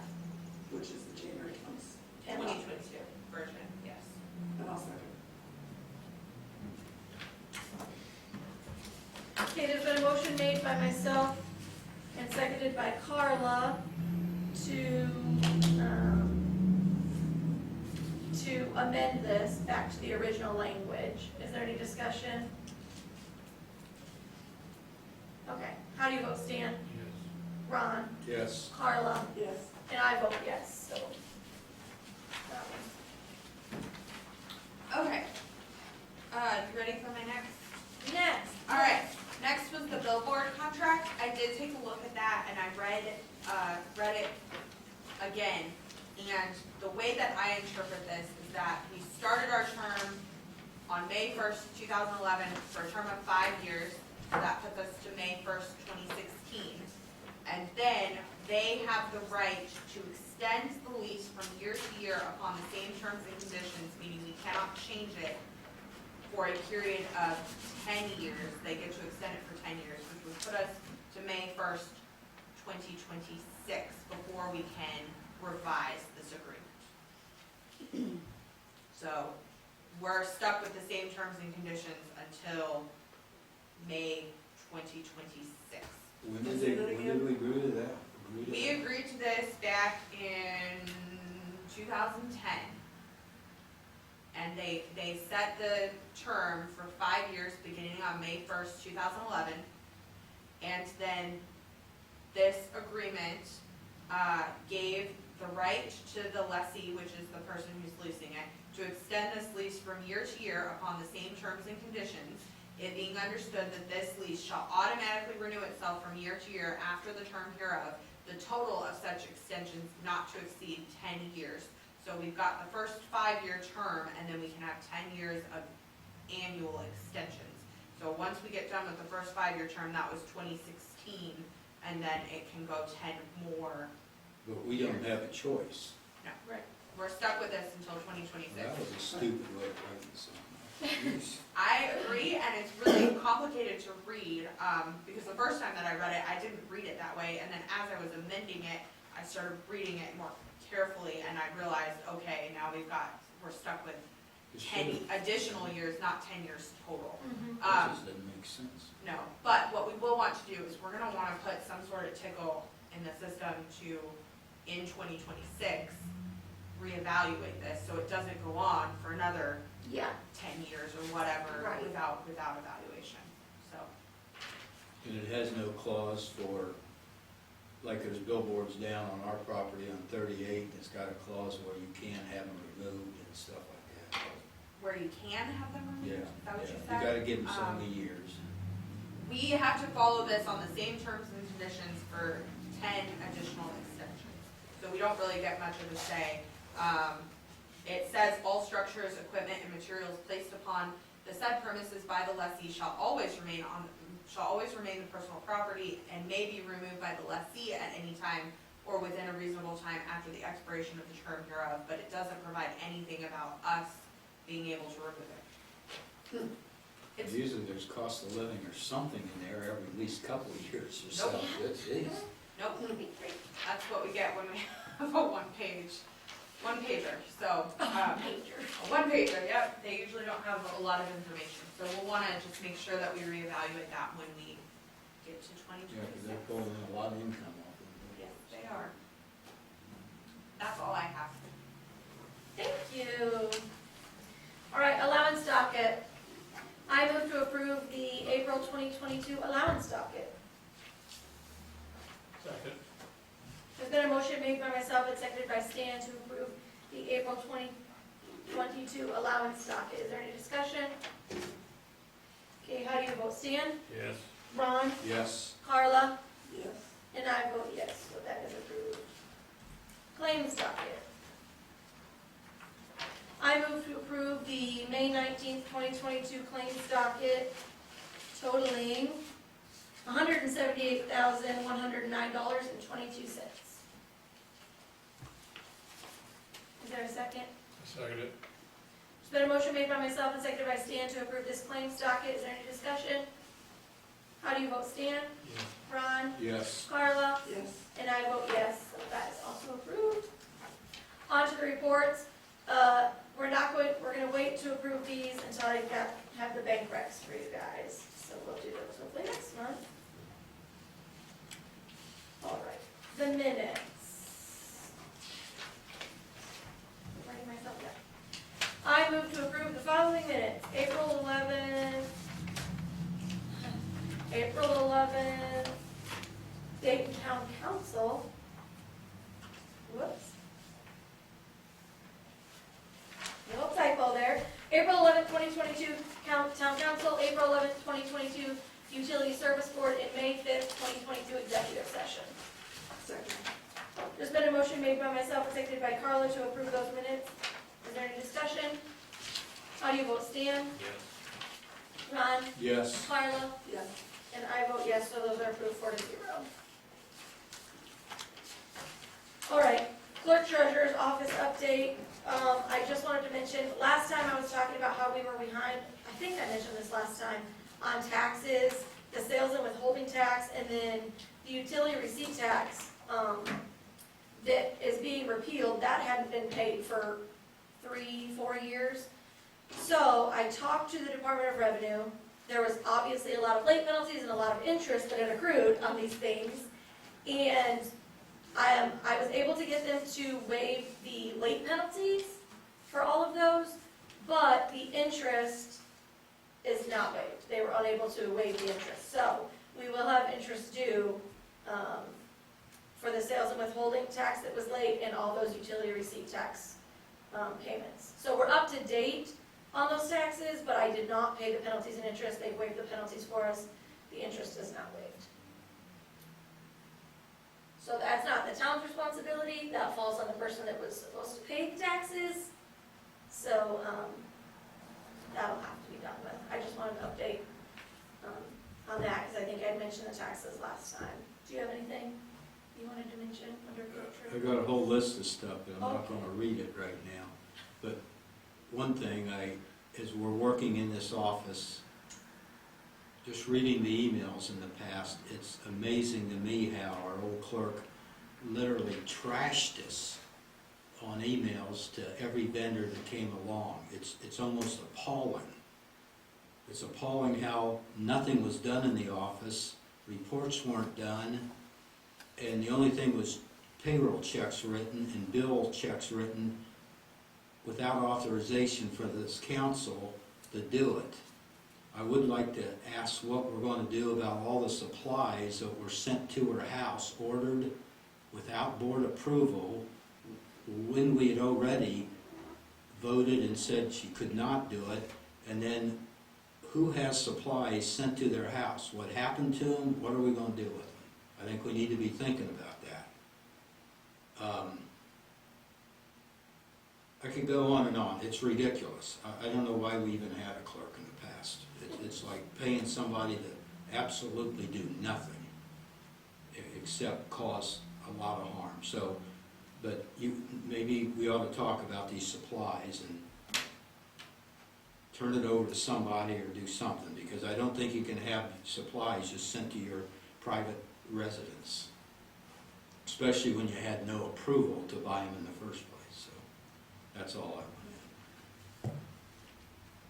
Well, is it criminal? Yeah. So, Do we notify the state police? so Or, it would go to State Board of Accounts, obviously, and they would include that, make sure to include that in their audit. And we have to tell State Board of Accounts about it. And the other route is you have to go to the state police with it. If there was, do we wait till the state board of accounts, or we go to the state police first?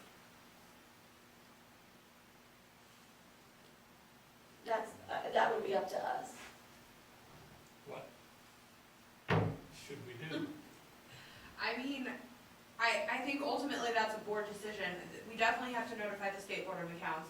The benefit of waiting until the State Board of Accounts does their audit is then we know whether or not we're making a mountain out of a molehill, because they'll be the ones that will look into it and see and do an investigation as to what it was, whether it was legitimate supplies or if it, it was done incorrectly, shouldn't have been sent to her house, but was it legitimate supplies or was it other items? A lot of it, I can look through it, and I've started looking through it. There's forks and spoons and bowls and, I don't know, cups with lids and random stuff that I guess big offices might supply, but she just took it upon herself to order these things and have them sent to her house. Did she bring them here? I don't know, maybe she did, maybe she didn't, I don't know. But the fact of the matter is she was very specifically told and a motion was made and the board decided you are not allowed to spend money without permission. You cannot spend money. She was being very irresponsible. She could not spend money without permission. Not only did she completely ignore that entire thing, but she bought it and sent it to her home. I don't know. Anyway, go ahead. It's just so frustrating. Likely because Go she ahead. didn't want you to know that she was Sure. spending money after she was told Sure. not to. The question just And it becomes, worked. I mean, we didn't know. the question just becomes, was it illegal or was it a legitimate use of town funds? I can't answer that question. Somebody needs to do an investigation. Do you want to wait until the State Board of Accounts says what they want to say and then turn it over to the state police? Or, and probably, though I don't know how the state police run their investigation, but chances are they would kind of want to see what the State Board of Accounts finds before making a determination as well. But it's ultimately your call. I think our obligation is that we have to turn it over to the State Board of Accounts. So as long as we meet our obligation, we're doing what we are required to do for the taxpayers, and then it's ultimately your decision whether or not you want to move forward with the state police at this time, or if you want to wait and see what the product of that investigation from the State Board of Accounts is. I think that's our best bet. Wait for State Board of Accounts. Yeah. I think Yeah. if there is anything, it would have more teeth to it if they come back with anything. If they come back with something that's not that big a deal, then we're going through something that nobody needs to go through. I think we'd be better off to have from the state an answer one way or the other before we move forward with something. Okay. But that's just my opinion. Yeah. Did you have anything else from No, the clerk no. treasurer's office? Okay. Next we have Wesleyan Drive. Two things to discuss here. The hammerhead or cul-de-sac, so that we have proper termination back there. And you'll have some pretty pictures and stuff for that. And then number two, the moving of the fire hydrant. That either way, whatever way we decide to properly terminate that road, that fire hydrant needs to be moved.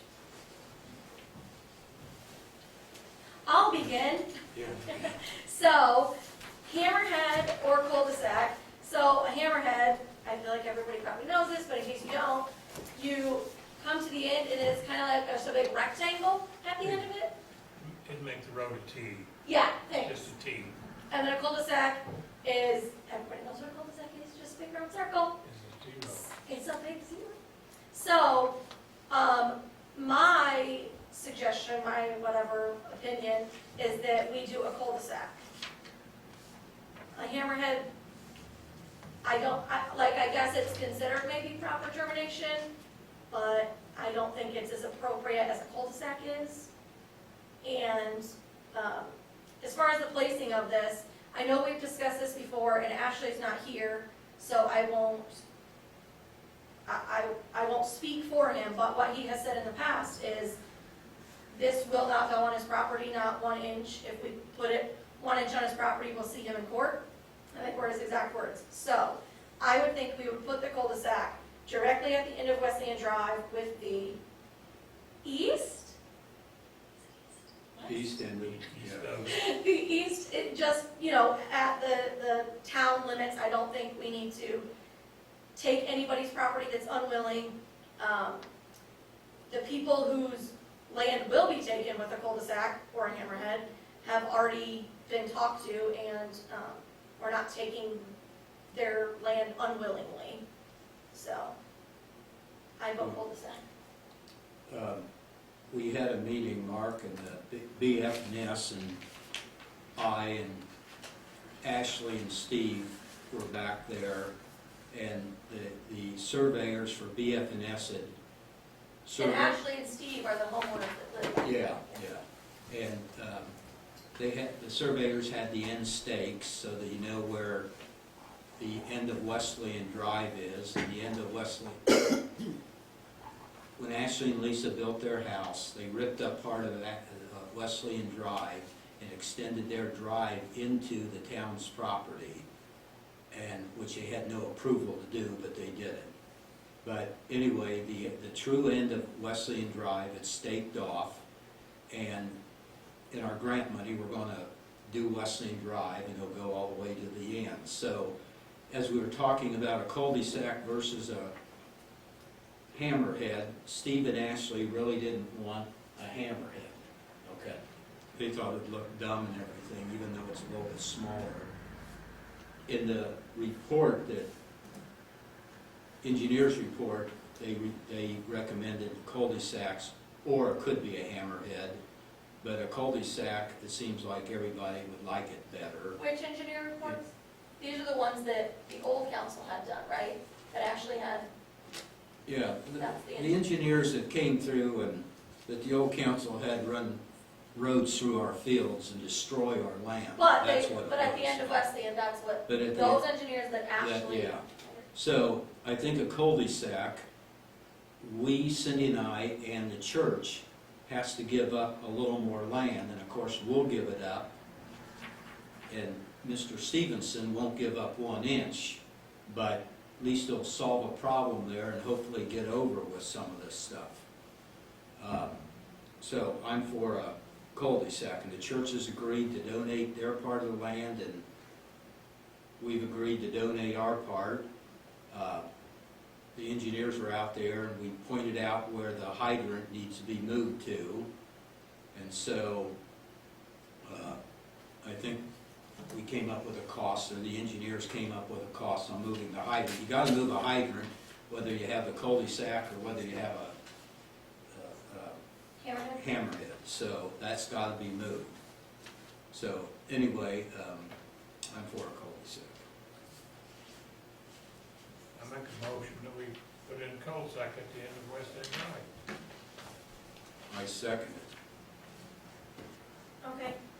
There's been a motion made by Stan and seconded by Ron to have the proper termination of Wesleyan Drive be a cul-de-sac instead of a hammerhead. Was there any further discussion? Carla, did you have anything? Anyone else? And it would go to be placed at the farthest east point of Wesleyan Drive. Yeah, just at the end of Wesleyan Drive, not like curve this. Not on way or Ashley curve- Stevenson's land, not on Steve's land, just let the neighbors carry all the weight. That's Where the street ends is where. where the street ends, yeah, Is the farthest eastern point of yeah. Wesley Drive.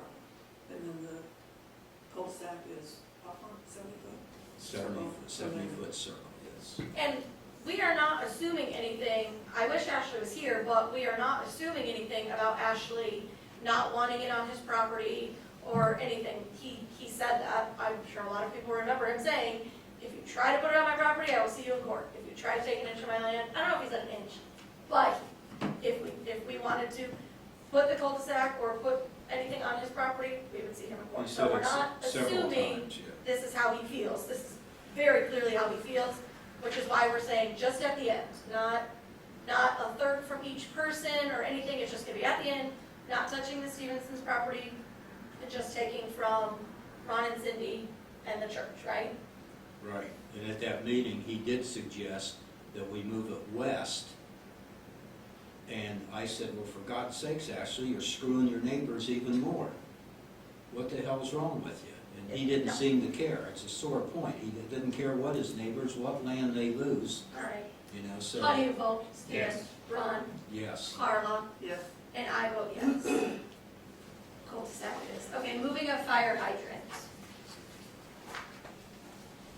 We both have the cost estimates. There's the first cost estimate and then an alternative. Do you or Mark want to explain the difference between these two? The first one is moving it to the east 20 feet. The second one is moving it to the east 27 feet. Okay. Is there a benefit to one or the other? Only in the cost. In both scenarios, it's out of the way of the So at 20 feet, it's plenty out of the way, there's no issue. You want to It's speak gonna to be that, reached. Ron? 'Cause Ron has It's a on- preference, it's on his property. Yeah.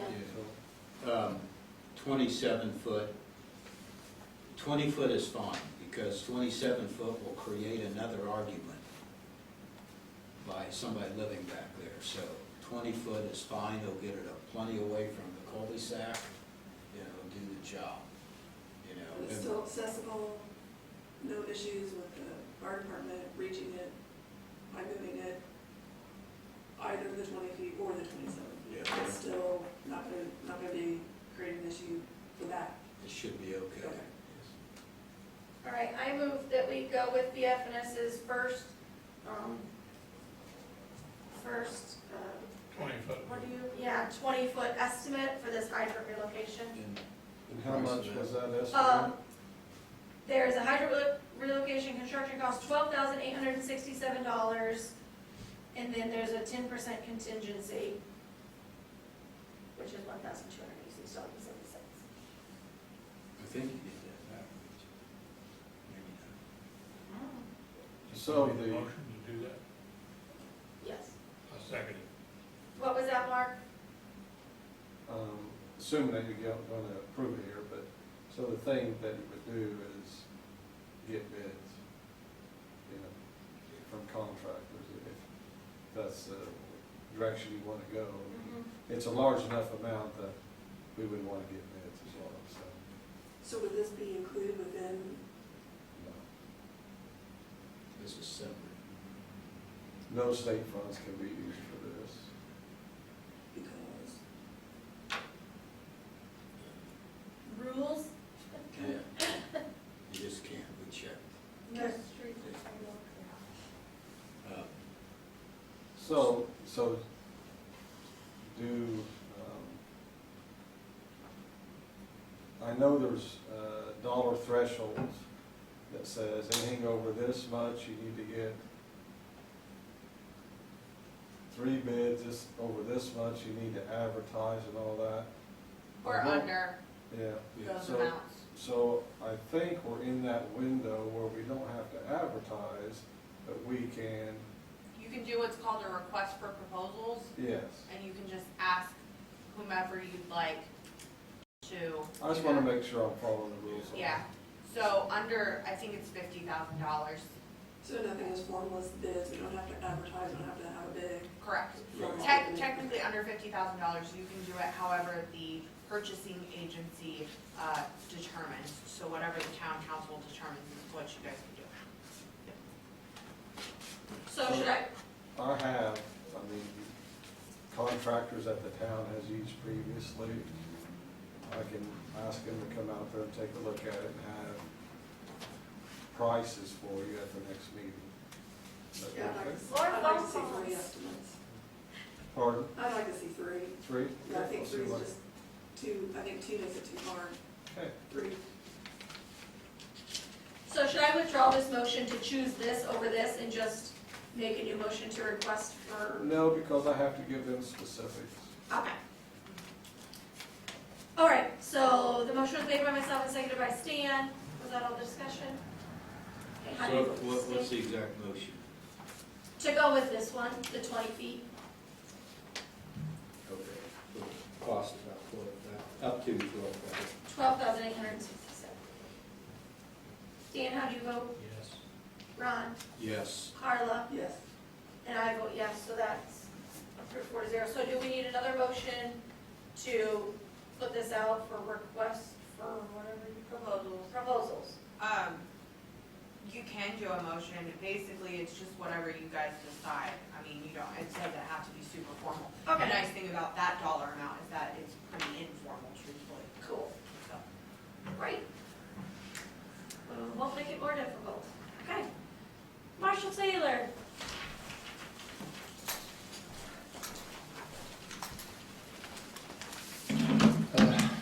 I know it's the middle of summer, and it seems odd to be addressing snow emergencies, but we passed a snow emergency ordinance way back in 2014, and we've never really completed that, and the way it read, that snow emergency route shall be appropriately signed as determined by the parking commission, and whoever the parking commission is, I guess that's us, council.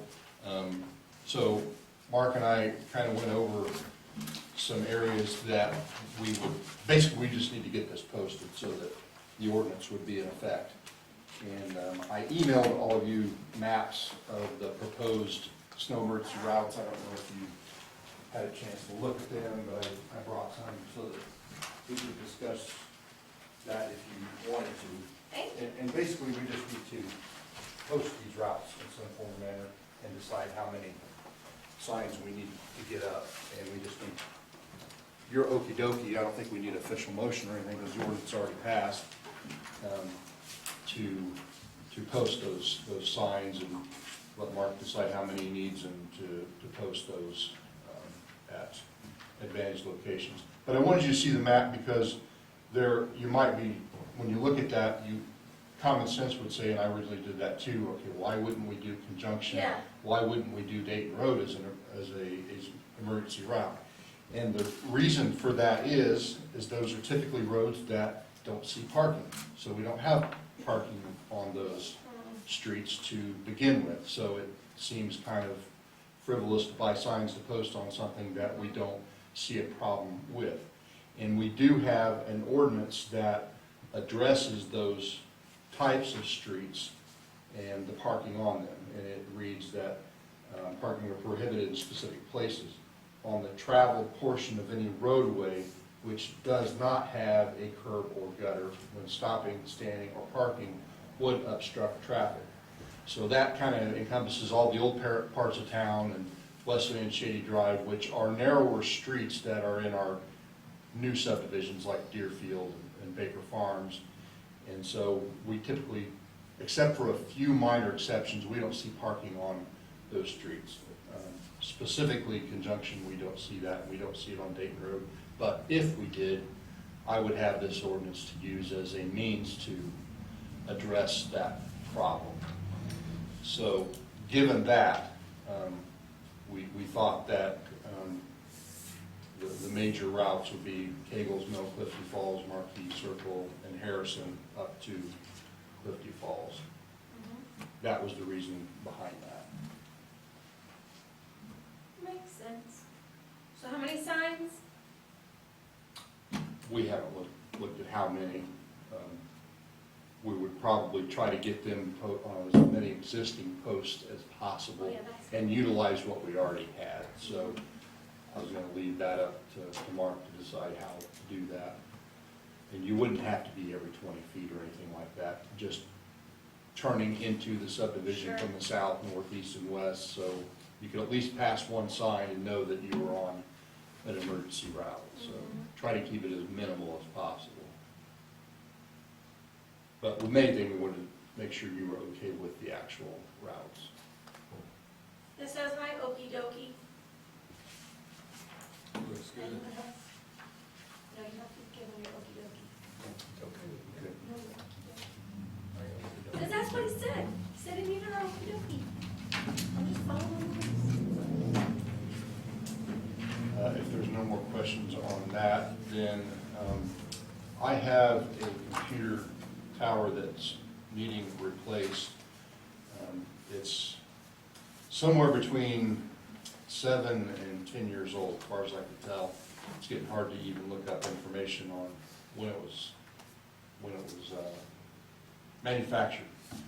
The IT department with the county, it's my computer that gives me access in the office to our report management system and all of the new county caliber programs. And they suggested to me for about 2 years running, we really need to think about replacing this. And recently I started to have problems being able to download and view body cam footage without interruption while viewing it. So they sent me the specs on the computers that they recommended. We have been using CW&G in the past, just due to their CDW, the company CDW. They, I think, are in tune with the state bid prices on things, and that's the contractor that the county is using. We've made purchases in the past through them.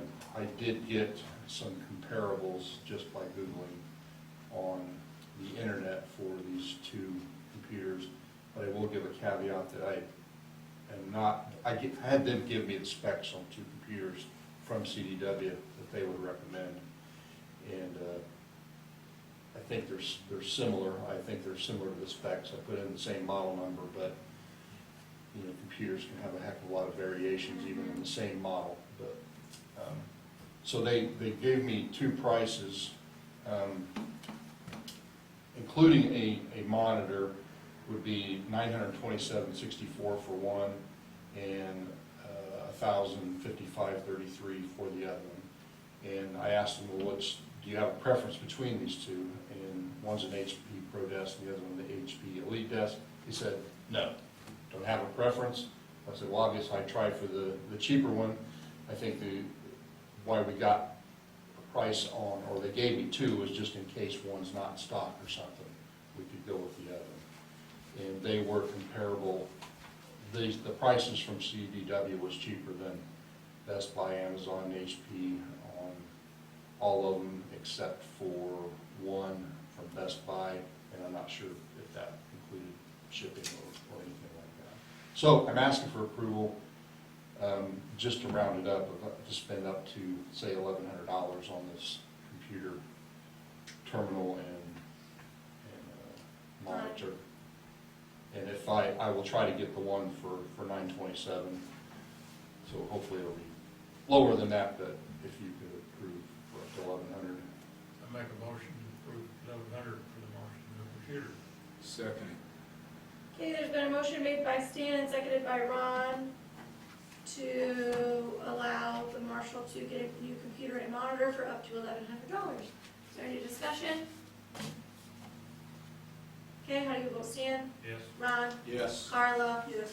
And I vote yes, so we'll have that. Thanks for doing all that homework, making sure it's what will work. I think there was something about the radar signs for discussion on Dayton Road, north and south. Okay, Scott, first of all, the computer, who will do set it up and transfer the data? The county will do that, so there will be no cost. We won't have to have Mark Jones do that. So How about that? that'll probably save us about as much as the computers. Yeah, that's awesome. Cool. Big question. I should have mentioned that. Okay, radar signs, Dayton Road north and south. Mile per hour signs. Are we talking about the radar signs, or are we talking about Oh. just regular speed signs? Oh, mile per hour signs. Like you have on the east and west end of town. The radar speed My limit bad. sign. So we took the one down in the construction zone at the east end of town, and we plan on erecting that up on North Dayton Road for traffic coming in south once they pass the intersection of Clifty Falls. There's a long space in there that they tend to build up speed. So we've already had the pole set for that, and we're gonna put that one there. I know there's been some conversation about erecting another one or possibly two in the long stretch south of 38 on Dayton Road. And I think in the current situation, I think that's a good plan to have. We should do that. Just because of the construction. We're talking about buying a new one for south of town, and how much for them? or two.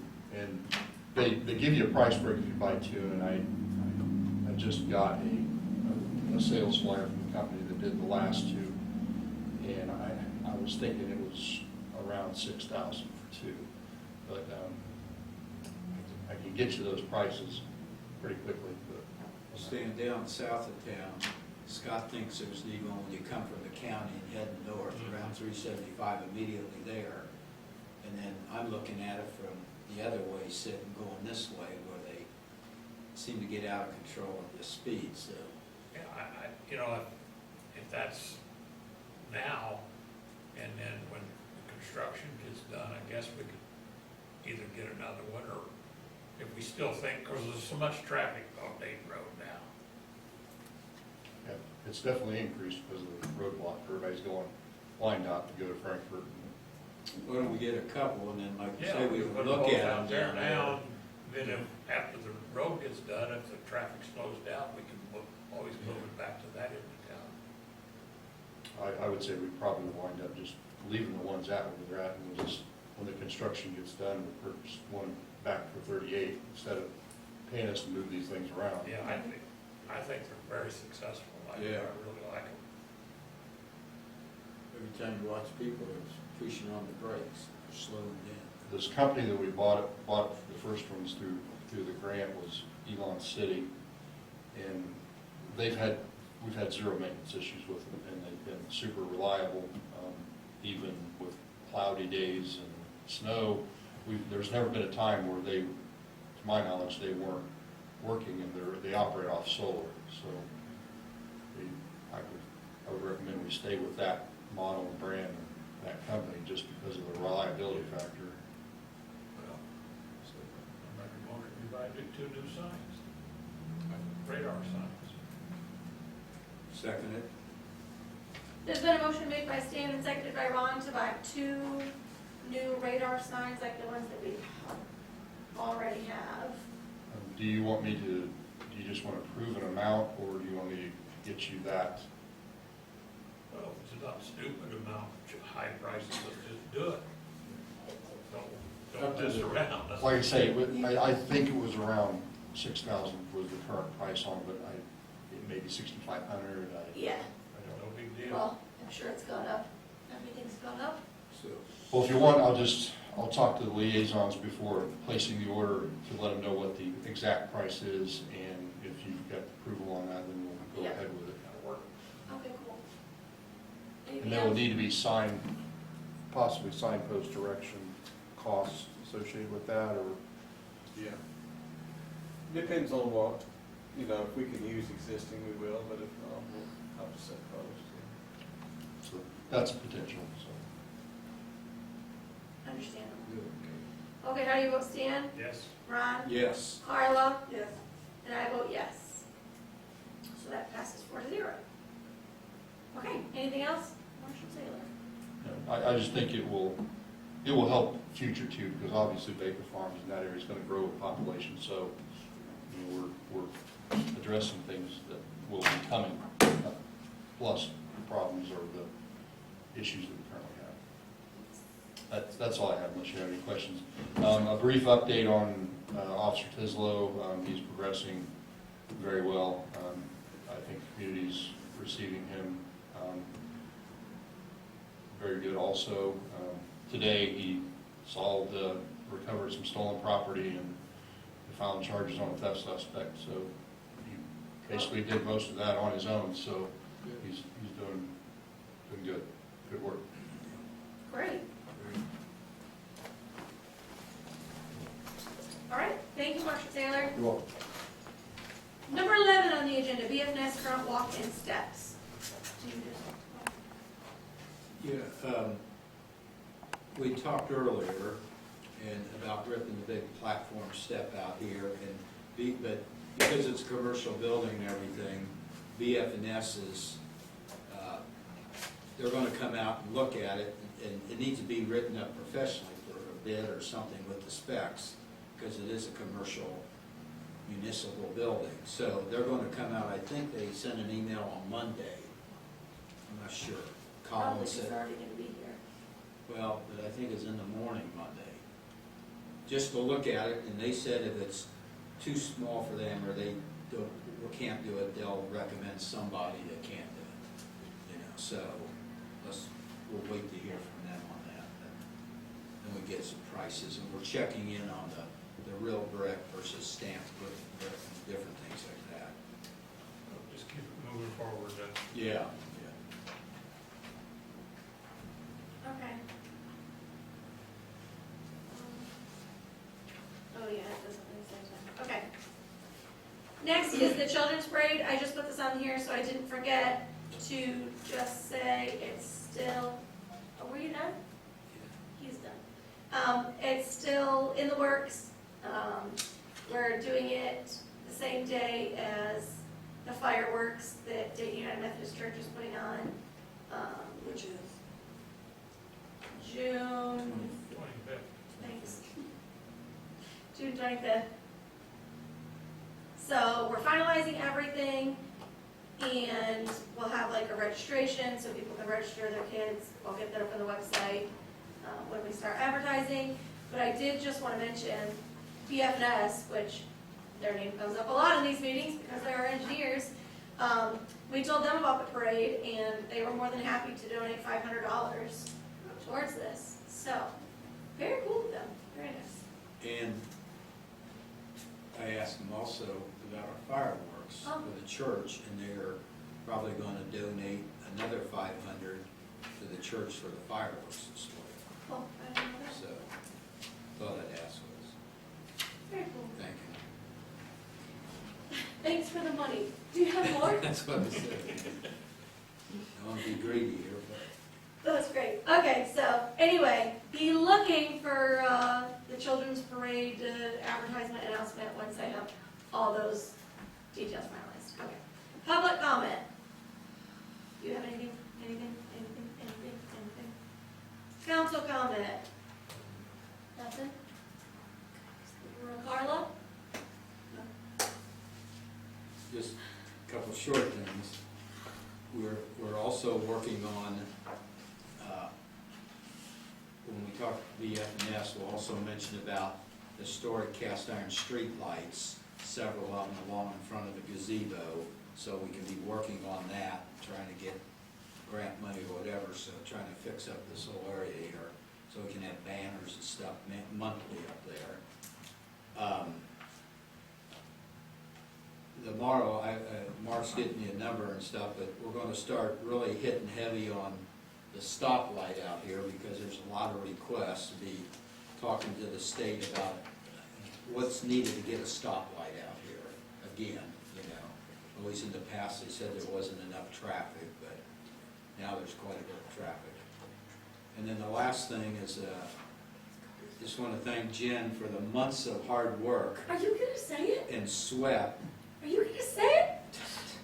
for getting us that $50,000 grant. It took 2 times and a lot of effort, and I don't think people realize the effort that's taken and the hours spent on getting these things, you know, so, thanks a million, that's great, and we'll have money to do some planning for this town. Yeah, that's- so that was my council comment, yeah, so Oh, we so- were awarded our planning grant that we applied for, so it's $50,000 and the money is, it's a planning grant award, so the money will go towards a comprehensive plan for the town.